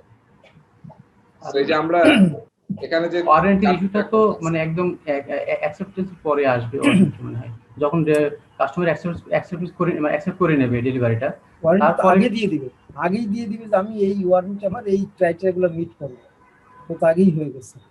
এখন এই কাজের মাঝখানে যেটা, সেটা হলো হয়তো পেনাল্টি করবেন, অথবা যে ওয়েবার, এটা এই জায়গায় কি ঠিক, আমি কি ঠিক বলছি? ওয়ারেন্টি না, না, ওয়ারেন্টি ওয়েবার, হ্যাঁ না অ্যানসার ঠিক আছে, অ্যানসার হচ্ছে ওয়েভার। ওয়ারেন্টি যেটা তো আমরা আগে ইয়া হবে। করি নাই। ওয়ারেন্টি তো যে সে যখন তার সাথে আমি কন্ট্যাক্ট করবো তখনই তো সেই ওয়ারেন্টি থাকবে যে কি কি ক্রাইটেরিয়া গুলো মিট করবো, কি কি কন্ডিশন গুলো সেই করবো। এটা হলো যে এই কাজের মাঝখানে যেটা হবে সেটা হয়তো পেনাল্টি করবেন, নাহলে ওয়েট করবেন, এইটাই। হ্যাঁ যারা মানে এক্সিবিশনে আছে জিনিসটা। আচ্ছা ঠিক আছে, আজকে আমরা আরেকটা টপিক করবো, যেটা খুব ছোট টপিক, আমার মানে খুবই অল্প সময় লাগবে, সেটা আমরা আজকে শেষ করে ফেলি। টপিকটার নাম হচ্ছে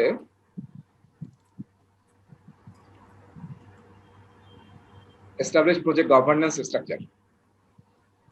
প্রজেক্ট গভর্নেন্স এটা কিন্তু বেশ বড় জিনিস, মানে আমরা কিভাবে প্রজেক্ট করব সেটার গভর্নেন্স এস্টাবলিশ করা, ফ্রেমওয়ার্ক তৈরি করা, প্রসিডিউর গাইডলাইন কি হবে। প্রজেক্ট গভর্নেন্স কিন্তু আসলে কার কার পার্ট এটা আসলে? প্রজেক্ট গভর্নেন্স কে দিবে?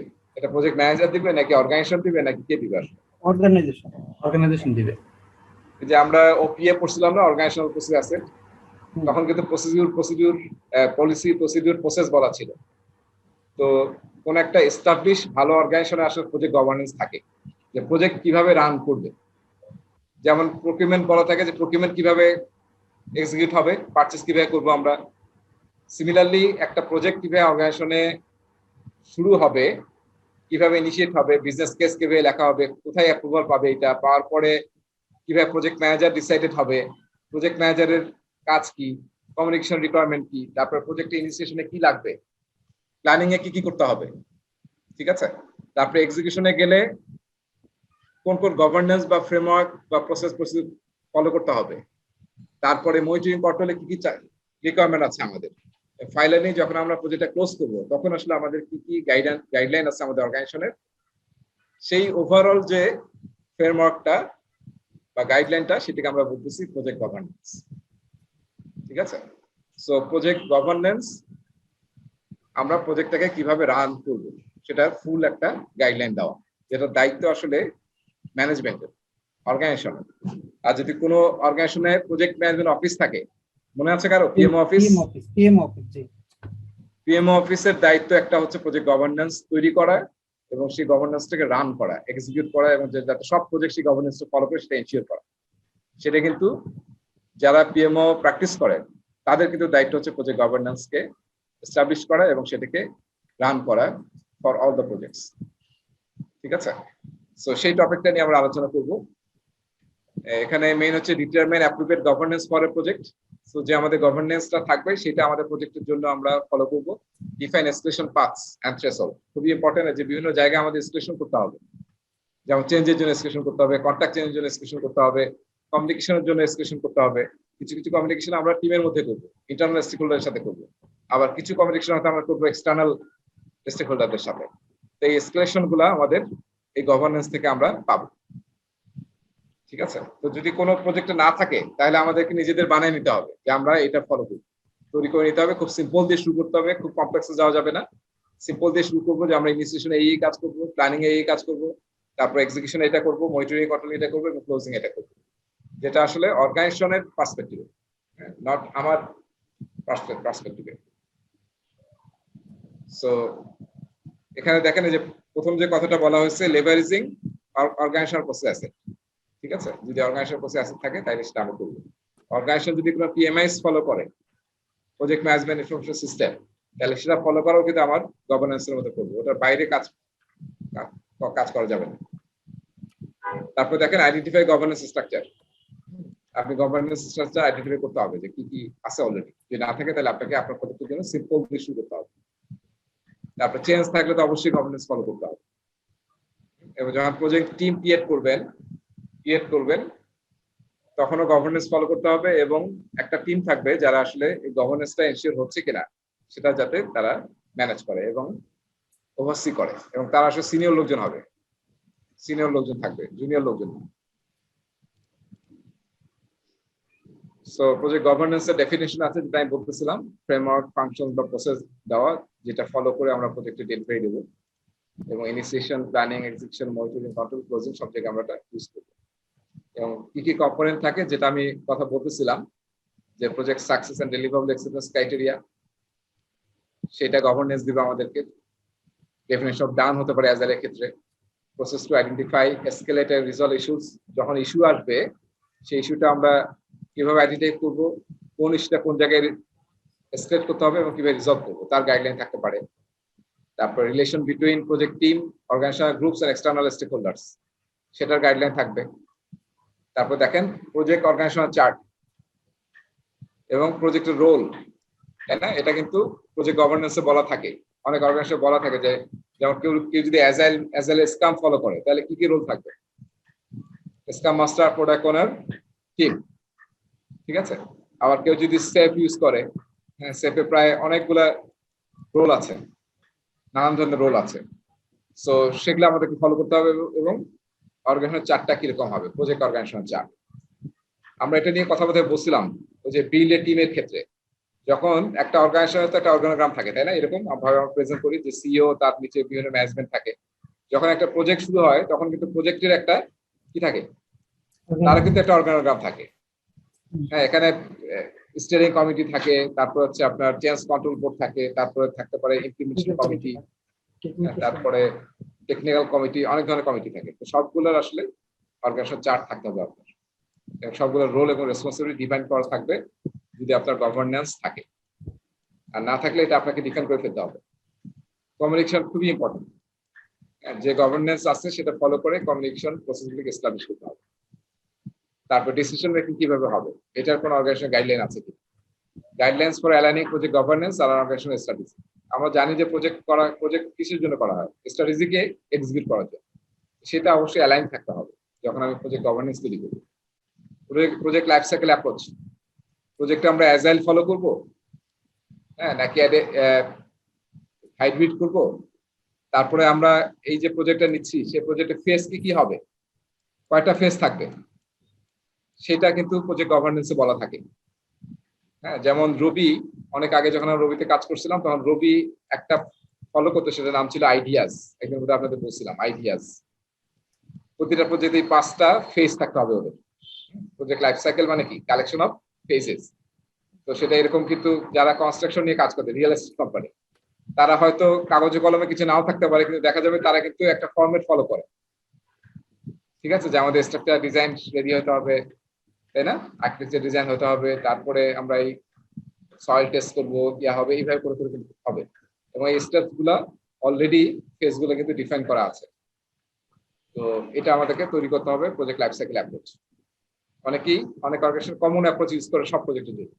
যেমন আমি রবির এক্সাম্পল একটু আগে দিলাম, প্রসেস ফর স্টেজ গেট আর ফেজ রিভিউ। এটা কি মনে আছে? স্টেজ গেট,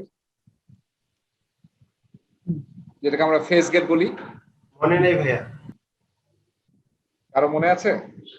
ফেজ গেট বা স্টেজ গেট শুরুর দিকে মনে হয় পড়ছিলাম। এটা ফেজ গেট মানে আমরা ফেজ গেট ছিল। যে কাজটাকে করা হলো সেটা যদি সবকিছু যদি মিট করে তাহলে তো নেক্সট ফেজে যাবে। এটা ফেজ রিভিউ, সবগুলো হয়ে গেছে কিনা। ফেজ গেটটা কখন হয়? ফেজ গেট মানে হচ্ছে end of the phase. End of the phase. হ্যাঁ, ফেজের শেষে আমরা দেখি যে সমস্ত ক্রাইটেরিয়া মিট করছে কিনা, যেসব ডেলিভারি হওয়ার কথা সে ডেলিভারি হয়েছে কিনা। ঠিক আছে, এবং এটা আরো মনে আছে, এটার নাম কিন্তু আমি বলছিলাম গভর্নেন্স গেট। তারপর টোল গেট, টোল গেট মনে আছে? টোল গেট, টোল গেট না মানে ফেজ। হ্যাঁ, এটা কিন্তু পিএমবকের এই যে ফেজ গেট নিয়ে কিন্তু পিএমবকের 1 নম্বর চ্যাপ্টারে আছে। আমরা আলোচনা করছিলাম যখন আমরা পিএমবক 1 নম্বর চ্যাপ্টার শুরুতে পড়ছিলাম, 1 নম্বর বা 2 নম্বর ক্লাসে, তখন আমরা ফেজ গেটে আলোচনা করছিলাম। সেই ফেজ গেটটা কিন্তু এখানে ডিটেইল আছে। ফলে পিএমবকের যারা ওই সেকশনটা আমরা পড়ছি ওটা কিন্তু অলরেডি এখানে আবার আছে। এখানে প্রায় 2-3টা স্লাইড আছে ফেজ গেট নিয়ে। এবং ফেজ গেটের, হ্যাঁ, ফেজ গেট নিয়ে ফেজ গেটে অনেকগুলো নাম আছে।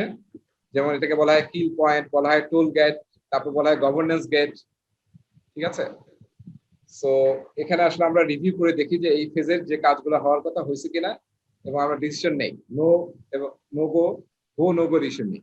আমরা কি নেক্সট ফেজে যাবো, নাকি এই ফেজেই থাকবো, নাকি এই ফেজ থেকে মডিফাই করে আরো কাজ করতে হবে। সো সেটা কিন্তু বলা থাকে যদি আপনাদের গভর্নেন্স থাকে। আচ্ছা, process for review and approval of changes above the project managers authority. এই যে চেঞ্জগুলো আমার অথরিটির বাইরে, সেটা আমরা কিভাবে করবো, তারও গাইডলাইন প্রজেক্ট গভর্নেন্সে বলা থাকতে হবে। Process to align internal stakeholders with project process requirements. Internal স্টেকহোল্ডাররা যখন প্রজেক্ট রান করবে কিভাবে কাজ করবে সেটাও গভর্নেন্সে বলা থাকবে। এই যে ফেজ, প্রজেক্ট ফেজ দিয়ে কিন্তু আমরা প্রথম চ্যাপ্টারে আলোচনা করছিলাম, তাই না? সো এই যে ফেজ হচ্ছে কি, collection of logically related project activities that culminates in the completion of one or more deliverables. তাই না? একটা ফেজকে আমরা, একটা প্রজেক্ট লাইফ সাইকেলকে আমরা ফেজে ভাগ করি, মনে আছে? প্রজেক্টকে আমরা ফেজে ভাগ করি। সেই ফেজের মধ্যে বিভিন্ন কাজ থাকে, সেই কাজগুলো করে আমরা সেই ফেজের জন্য যে ডেলিভারেবল বা আউটপুট তৈরি হওয়ার কথা সেটা আমরা তৈরি করি। সেটা হচ্ছে প্রজেক্ট ফেজ, যেটা পিএমবকে 1 নম্বর চ্যাপ্টারে আছে। তো পিএমওকে 1 নম্বর চ্যাপ্টারটা কিন্তু এবার বিভিন্ন টপিকে ডিস্ট্রিবিউটেড হয়েছে, যেমন এখানে কিছু দেখলাম।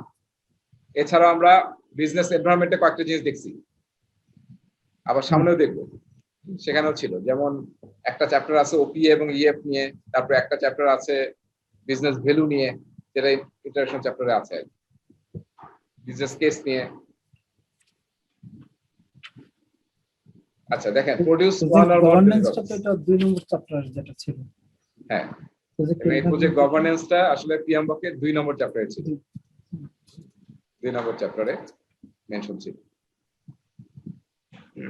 আচ্ছা, produce one or more deliverables ফেজে কি করি আসলে আমরা, can be perform sequentially or overlap.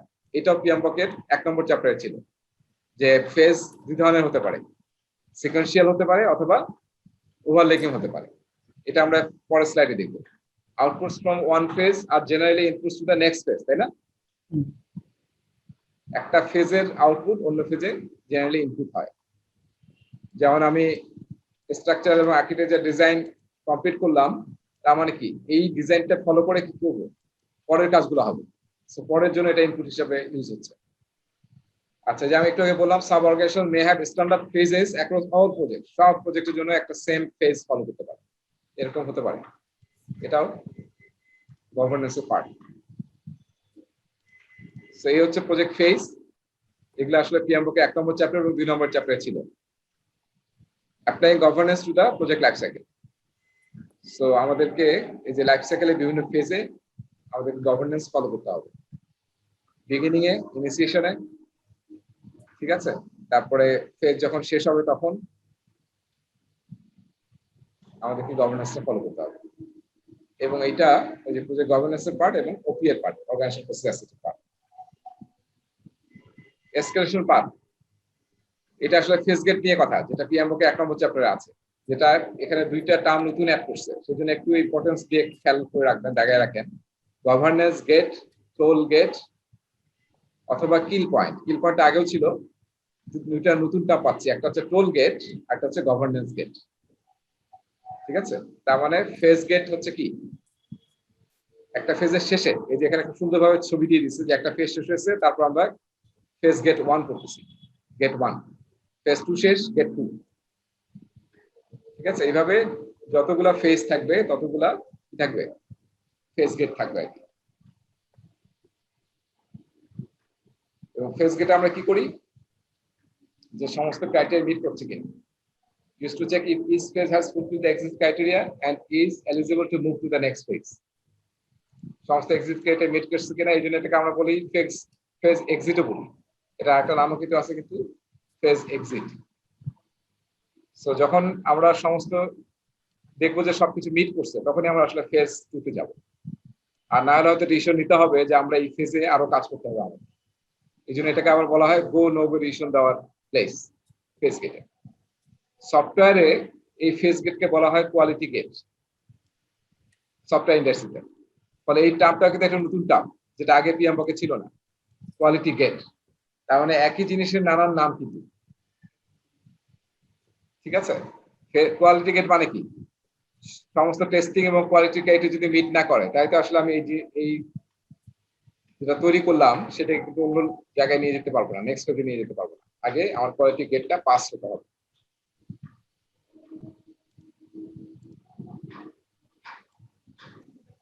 আচ্ছা, এরপরে আমরা স্লাইড দেখবো হচ্ছে যে ফেজটা আসলে 2 ধরনের হতে পারে, যেটা পিএমওকে 1 নম্বর চ্যাপ্টারে ছিল। আমি বোধহয় প্রথম 2 নম্বর ক্লাসে পড়াইছিলাম। সিকোয়েন্সিয়াল হতে পারে, যে একটা পরে আরেকটা হবে। সিকোয়েন্সিয়াল করলে বেটার কি, ভালো হচ্ছে যে রিস্কটা কম হবে, তাই না? যদি আমরা ফেজগুলো সিকোয়েন্সিয়ালি করি, একটা ফেজ শেষ হবে, তারপর আরেকটা ফেজ করব, তারপর আরেকটা ফেজ করব, তাহলে সিকোয়েন্সিয়াল হলে আমাদের রিস্ক কম, কিন্তু কি হবে, টাইম বেশি লেগে যাবে। আর ওভারল্যাপিং হলে একটা শেষ হয় নাই, তার আগে আমরা একটা শুরু করে দিয়েছি, ওভারল্যাপ হচ্ছে, তাহলে সেটাকে আমরা বলতেছি ওভারল্যাপিং। ওভারল্যাপিং হলে কি সমস্যা, রিস্কের লেভেল কিন্তু বেড়ে যাবে, রিস্ক বেড়ে যাবে, রিওয়ার্ক করতে হতে পারে। সো দুইটারই সুবিধা আছে, অসুবিধা আছে। আবার সব প্রজেক্টে করাও যাবে না, দেখা যাবে বেশি কনস্ট্রাকশন প্রজেক্টে আমরা করতে পারবো না, আমরা একটা ফেজ শেষ হলেই, ফাউন্ডেশন শেষ হলেই পরের ফেজে যেতে পারবো না, তার আগে অন্য ফেজে যাওয়া যাবে। সেই পুরো ডিসকাশনটা আসলে পিএমবকের 1 নম্বর এবং 2 নম্বর চ্যাপ্টারে খুব অনেক ডিটেইল আছে, আর এখানে খুবই সংক্ষিপ্তভাবে আছে, যেটা আছে সেটাই আমাদের জন্য যথেষ্ট, এর চেয়ে বেশি দরকার নেই। Final slide, guideline to determine appropriate governance for a project, involve the organizations decision makers. দেখেন ডিসিশন ম্যানেজার্স, আমি বললাম যে সিনিয়র লোকজন, তাদেরকে ইনভলভ করতে হবে, ঠিক আছে।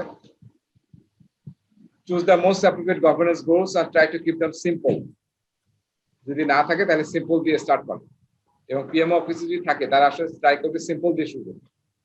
Select A group of experience individuals to be responsible for all governance activities. ওই যে আমরা এর আগে বলছিলাম যে কাউকে মনিটর করতে হবে, দেখতে হবে যে সব কিছু ঠিকমতো হচ্ছে কিনা, সেখানে সিনিয়র লোকজনকে ইনভলভ করতে হবে। Practice governance for projects, programs and portfolios, শুধু প্রজেক্টের জন্য না, এই গভর্নেন্স কিন্তু প্রোগ্রাম, পোর্টফোলিও তার জন্য ফলো করতে হবে। এবং এর জন্য কিন্তু 2টা স্ট্যান্ডার্ড আছে পিএমআই। একটা হচ্ছে নাম হচ্ছে OPM, organizational project management, practice standard for organizational project management. তার মানে একটা অর্গানাইজেশনে প্রজেক্ট কিভাবে ম্যানেজ হবে তার গাইডলাইন। যে যারা গভর্নেন্স নিয়ে কাজ করে তারা কিন্তু এটা ইউজ করতে পারে। আমরা যখন রবিতে কাজ করছিলাম তখন আমি আসলে এই মেইনলি এই ডকুমেন্টটা ইউজ করছিলাম ওদের গভর্নেন্সকে, যখন গভর্নেন্স নিয়ে কাজ করছিলাম। তো অর্গানাইজেশনাল প্রজেক্ট ম্যানেজমেন্ট এই ডকুমেন্টটা খুবই চমৎকার একটা ডকুমেন্ট, যেটা দিয়ে আপনি একটা অর্গানাইজেশন কিভাবে প্রজেক্ট রান করবে, গভর্নেন্স গুলো কি কি হবে সেটা আপনি বই থেকে পাবেন। আর এর সাথে নতুন একটা স্ট্যান্ডার্ড বের করছে পিএমআই, যেটা আসলে গভর্নেন্স ফর প্রজেক্ট, প্রোগ্রাম এবং পোর্টফোলিও, এটার প্র্যাকটিস স্ট্যান্ডার্ড। তাহলে এই 2টা কম্বাইন করে আসলে আপনি প্রজেক্টের গভর্নেন্স তৈরি করতে পারবেন একটা অর্গানাইজেশন, ঠিক আছে। তো আমরা যারা এই যে পিএপি পাস করে তারপরে কনসালটেন্সি করবো, তখন আসলে এই সমস্ত কাজ আমরা করব, ঠিক আছে। Keep the governance process transparent to the project stakeholders, transparent রাখতে হবে, এটা আসলে সব জায়গায় খুবই ইম্পর্টেন্ট, ট্রান্সপারেন্সি। আর এটা লাস্ট কথাটা আরো গুরুত্বপূর্ণ, সেটা হচ্ছে continuous improvement. Remember that governance is an evolutionary process, and take advantage of the lessons you have learned during it. So বিভিন্ন প্রজেক্ট থেকে বিভিন্ন কাজ করতে গিয়ে আমরা আরো নতুন নতুন জিনিস শিখবো, যেটা দিয়ে আমাদের গভর্নেন্সটাকে আমরা অলওয়েজ আপডেট করি, যাতে আরো বেটার হয়, ঠিক আছে। So this is the end of the chapter. Now let's see the questions. 2.10, page number 139.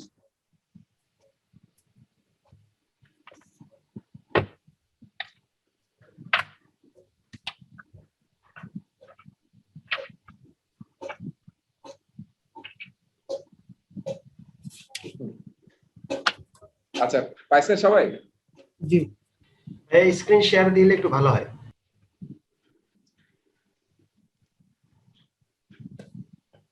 আচ্ছা, আমি ওপেন করে দেখাই।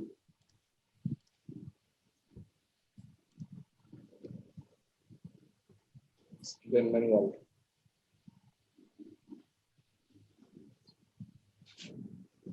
এই যে আমরা এখানে আছি, পেজ নাম্বার হচ্ছে আমাদের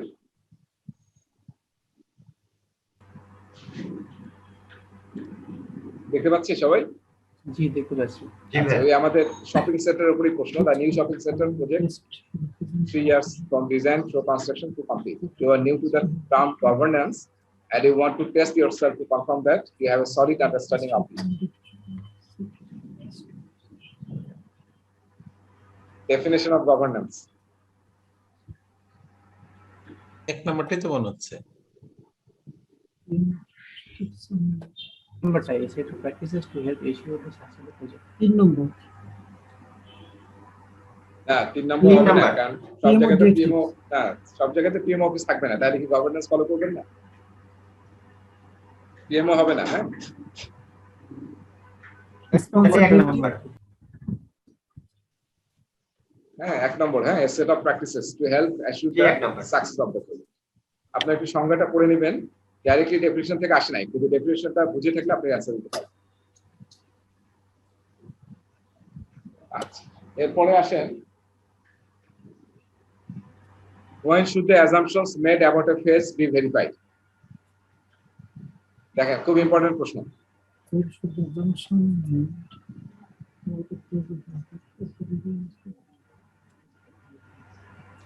তার মানে কোথায় করি আমরা? ফেজ গেটে, তাই না? তো সব অ্যাজাম্পশন গুলো ঠিক ছিল কিনা? 2 number.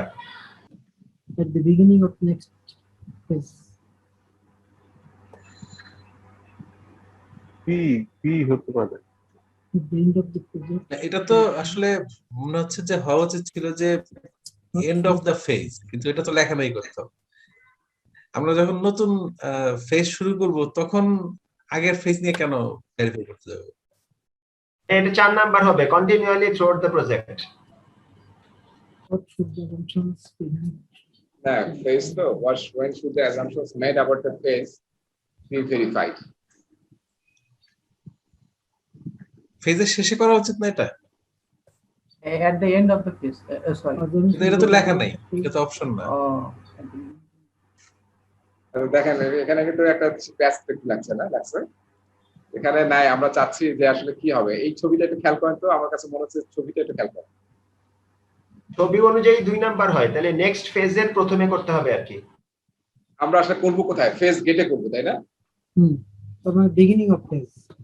Beginning of next phase. দেখেন তাহলে দেখেন যে এটা খেয়াল করছেন যে এই যে ফেজ গেটটা কোথায় হচ্ছে আসলে? একটা Next ফেজের phase বিগিনিং এর beginning. আগে। এই যে লাস্টেরটা পরে কি আর ফেজ আর গেট আছে? না। যেটা last, And beginning of phase.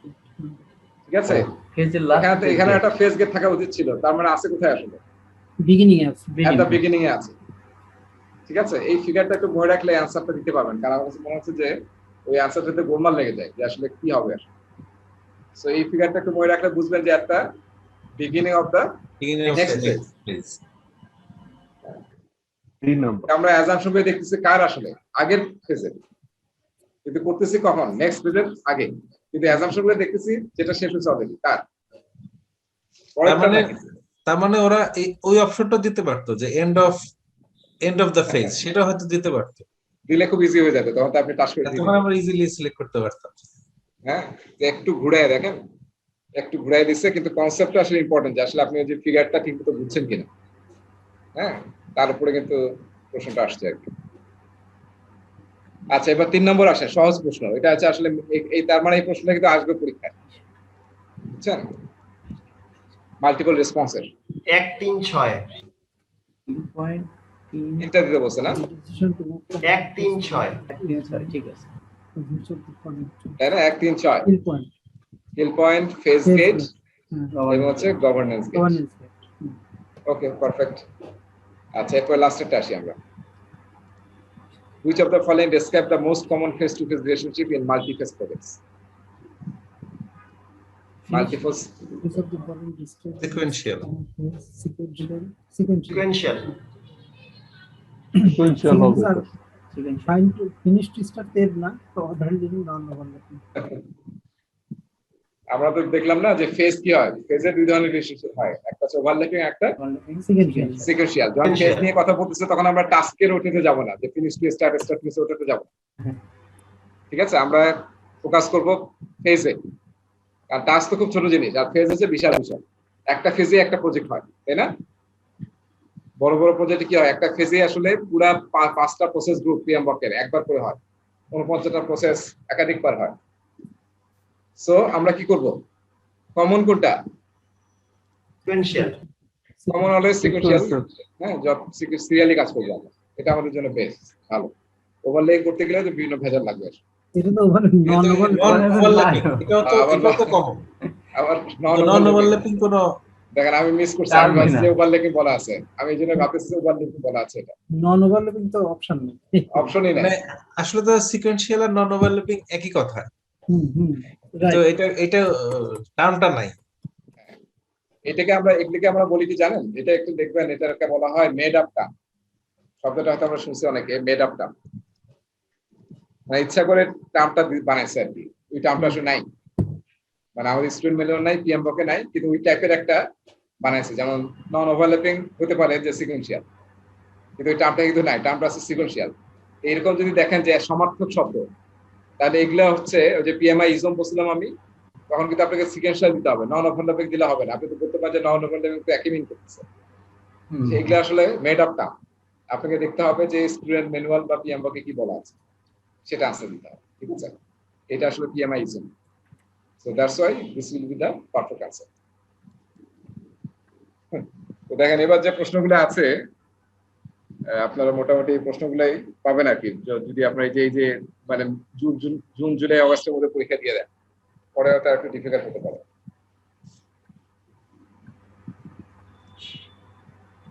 ঠিক আছে, তাহলে আজকে ক্লাস যখন আমরা শেষ পিএম করলাম। বুক 7 শুনছি আমরা 1 আগস্টের দিকে আসবে, তো পিএম বুক 7 আসলেও এই পিএম বুক 7 এর উপরে ডিপেন্ড করে পরীক্ষাটা মানে কখন থেকে শুরু হতে পারে, এই ধরনের কোনো নিউজ আছে কিনা? না, ডিপেন্ড করে কখনই আসলে পরীক্ষা হয় না। হ্যাঁ, আমরা এমনি ধারণা করি। এর আগেও যখন আগের ভার্সন ছিল 2020 সালে, তখন কিন্তু কোথাও বলা ছিল না যে পিএম বক্স 6 এর উপর পরীক্ষা হবে, কিন্তু আমরা এমন ভাবে বলতাম মনে হতো যে 6 টার আর কিছু করতে হবে না। আসলে পরীক্ষা হবে স্টুডেন্ট যে এক্সাম কন্টেন্ট আউটলাইন থেকে, তো সেটা এত কিছু কভার করছে যেটা আসলে বেশিরভাগই যে স্টুডেন্ট ম্যানুয়ালে আছে এবং পিএম বকে কিছু কিছু আছে প্রসেসের বিষয়গুলো। কঠিন হয়ে যেতে পারে ওইটার জন্য অপেক্ষা করতে তো ওটা আসলে যেটা হবে, একবার অবশ্যই করতে হবে, না পড়ে তার আসলে আপনি কনফিডেন্স পাবেন, এবং ওখানে অবশ্যই অনেক নতুন নতুন জিনিস থাকবে। কারণ আমাদের ট্রেডিশন হচ্ছে, পিএমআই ট্রেডিশন হচ্ছে, যখন কোনো নতুন বই আসে আগেরটার চেয়ে 25% বেশি চেঞ্জ হয়। সো 25 কিন্তু কম জিনিস না, 1/4 অফ এ বুক। ঠিক আছে, যেটা খুব কম বই ঘটে। আমরা যখন বইয়ের কোনো ভার্সন চেঞ্জ হয় খুবই কম চেঞ্জ হয়, কিন্তু রাইটাররা যে বই লেখে, কিন্তু পিএমআই এর কিন্তু ইয়াই হচ্ছে যে 20 থেকে 25% চেঞ্জ, সো 1/4 চেঞ্জ হবে। So it is not easy আসলে। অ্যাজাইলের জিনিসগুলো মনে হয় আরো বেশি ঢুকবে, আরো বেশি চলে আসবে, যেটা আমরা স্টুডেন্ট ম্যানুয়ালে পাচ্ছি সেটা তো আর কোথাও নাই এখন, সেটা হয়তো আরো ডিটেইল পিএম বকে চলে আসবে, এটাই হবে আমার কাছে মনে হয়। আর হাইব্রিড যেহেতু পিএমআই কি হচ্ছে, যেটা আমি আপনাদের বলছিলাম, পিএমআই আসলে মানে স্টেপ পিছিয়ে পড়ছে অ্যাজাইলের দৌড়ে পিএমআই পিছিয়ে পড়ছে। তো সেই জন্য পিএমআই এখন চেষ্টা করতেছে মাঝখানে একটা জিনিসকে প্রমোট করা, সেটা হচ্ছে হাইব্রিড। দিস ইজ লজিক্যাল, কারণ সব প্রজেক্ট সবকিছুতে অ্যাজাইলে করতে পারবেন। সো হাইব্রিড করলে আপনি কম্বাইন করে করতে পারবেন। সো হাইব্রিডের অনেক অংশ হয়তো এখানে আসবে, আরো ডিটেল আসবে পিএমআই। আর পিএমআই অ্যাজাইল নিয়ে আরেকটা জিনিস যুদ্ধ করতেছে, সেটার নাম হচ্ছে ডিসিপ্লিন অ্যাজাইল। অ্যাজাইলের অনেকগুলো ফ্রেমওয়ার্ক আছে, আমরা জানি স্ক্রাম, তারপরে এক্সপি, কানবান। হ্যাঁ, তো আর যেগুলো মানে গ্লোবাল ইয়াতে এন্টারপ্রাইজ লেভেল ইউজ হয়, তার মধ্যে সবচেয়ে পপুলার হচ্ছে সেফ, তারপরে লেস, নেক্সাস, স্পটিফাই, এই নামগুলো হয়তো আপনারা শুনছেন, তারপরে ক্রিস্টাল। তো এগুলোর সাথে কম্পিট করে কিন্তু পারতেছে না পিএমআই। তো তারা যেটা নিয়ে আসছে মার্কেটে, সেটার নাম হচ্ছে ডিসিপ্লিনড অ্যাজাইল, এন্টারপ্রাইজ অ্যাজাইলের জন্য। সেটার জন্য আলাদা বই আছে পিএমআই, বইটার নাম হচ্ছে choose your wow. Way of work, wow মানে হচ্ছে ওয়ে অফ ওয়ার্ক, ডিসিপ্লিন অ্যাজাইলের বইটা। তো সেইটার অনেক জিনিস হয়তো আসবে, কারণ ওটা আমি দেখতেছি মানে অ্যাজাইল প্র্যাকটিস গাইডও খুব একটা বেশি নাই, কিছুই নাই, খালি একটা মেনশন আছে লাস্ট দিকে। অ্যাজাইল প্র্যাকটিস গাইডের একটা জিনিস আপনাদেরকে পড়তে হবে, সেটা হচ্ছে অ্যাপেন্ডিক্স A3। এটা একটু লিখে রাখেন, আমি হয়তো আগে বলি নাই। অ্যাপেন্ডিক্স A3, যেখানে এখন মার্কেটে যেগুলো অ্যাভেলেবল ফ্রেমওয়ার্ক আছে সেগুলোর সামারি আছে 2-3 পেজ করে, যেমন অ্যাজাইল প্র্যাকটিস গাইডের অ্যাপেন্ডিক্স। হ্যাঁ, অ্যাজাইল প্র্যাকটিস গাইডের অ্যাপেন্ডিক্স A3। এখানে আসলে আমরা পড়ছি এগুলো ক্লাসে, কিন্তু আপনি যদি একটু আবার নিজে পড়তে চান, যেমন স্টাম আমরা ক্লাসে পড়ছি, তো কানবান নিয়ে পড়ছি, তো সেগুলো নিয়ে 2-3 পেজ করে আছে। আপনার ওটার চ্যাপ্টার পেজ নাম্বার হচ্ছে আপনার এক্সট্রিম প্রোগ্রামিং নিয়ে আছে, পেজ নাম্বার 99। ঠিক আছে, এবার লাস্টে আছে ডিসিপ্লিন অ্যাজাইল 114 নম্বর পেজে। তাহলে এখানে 14-15 পেজ আসলে অ্যাভেলেবল এখন মার্কেটে, যেগুলা ডমিনেটিং ফ্রেমওয়ার্ক বা মেথোডোলজি অ্যাজাইল। ঠিক আছে, সিম্পল প্রজেক্ট ম্যানেজমেন্টের জন্য এবং এন্টারপ্রাইজ লেভেলের প্রজেক্ট ম্যানেজমেন্টের জন্য। সেটা নিয়ে পেজ নাম্বার 99 থেকে 114, annexe A3 agile practice guide, এটা অবশ্যই একবার পড়বেন আর কি। হ্যাঁ,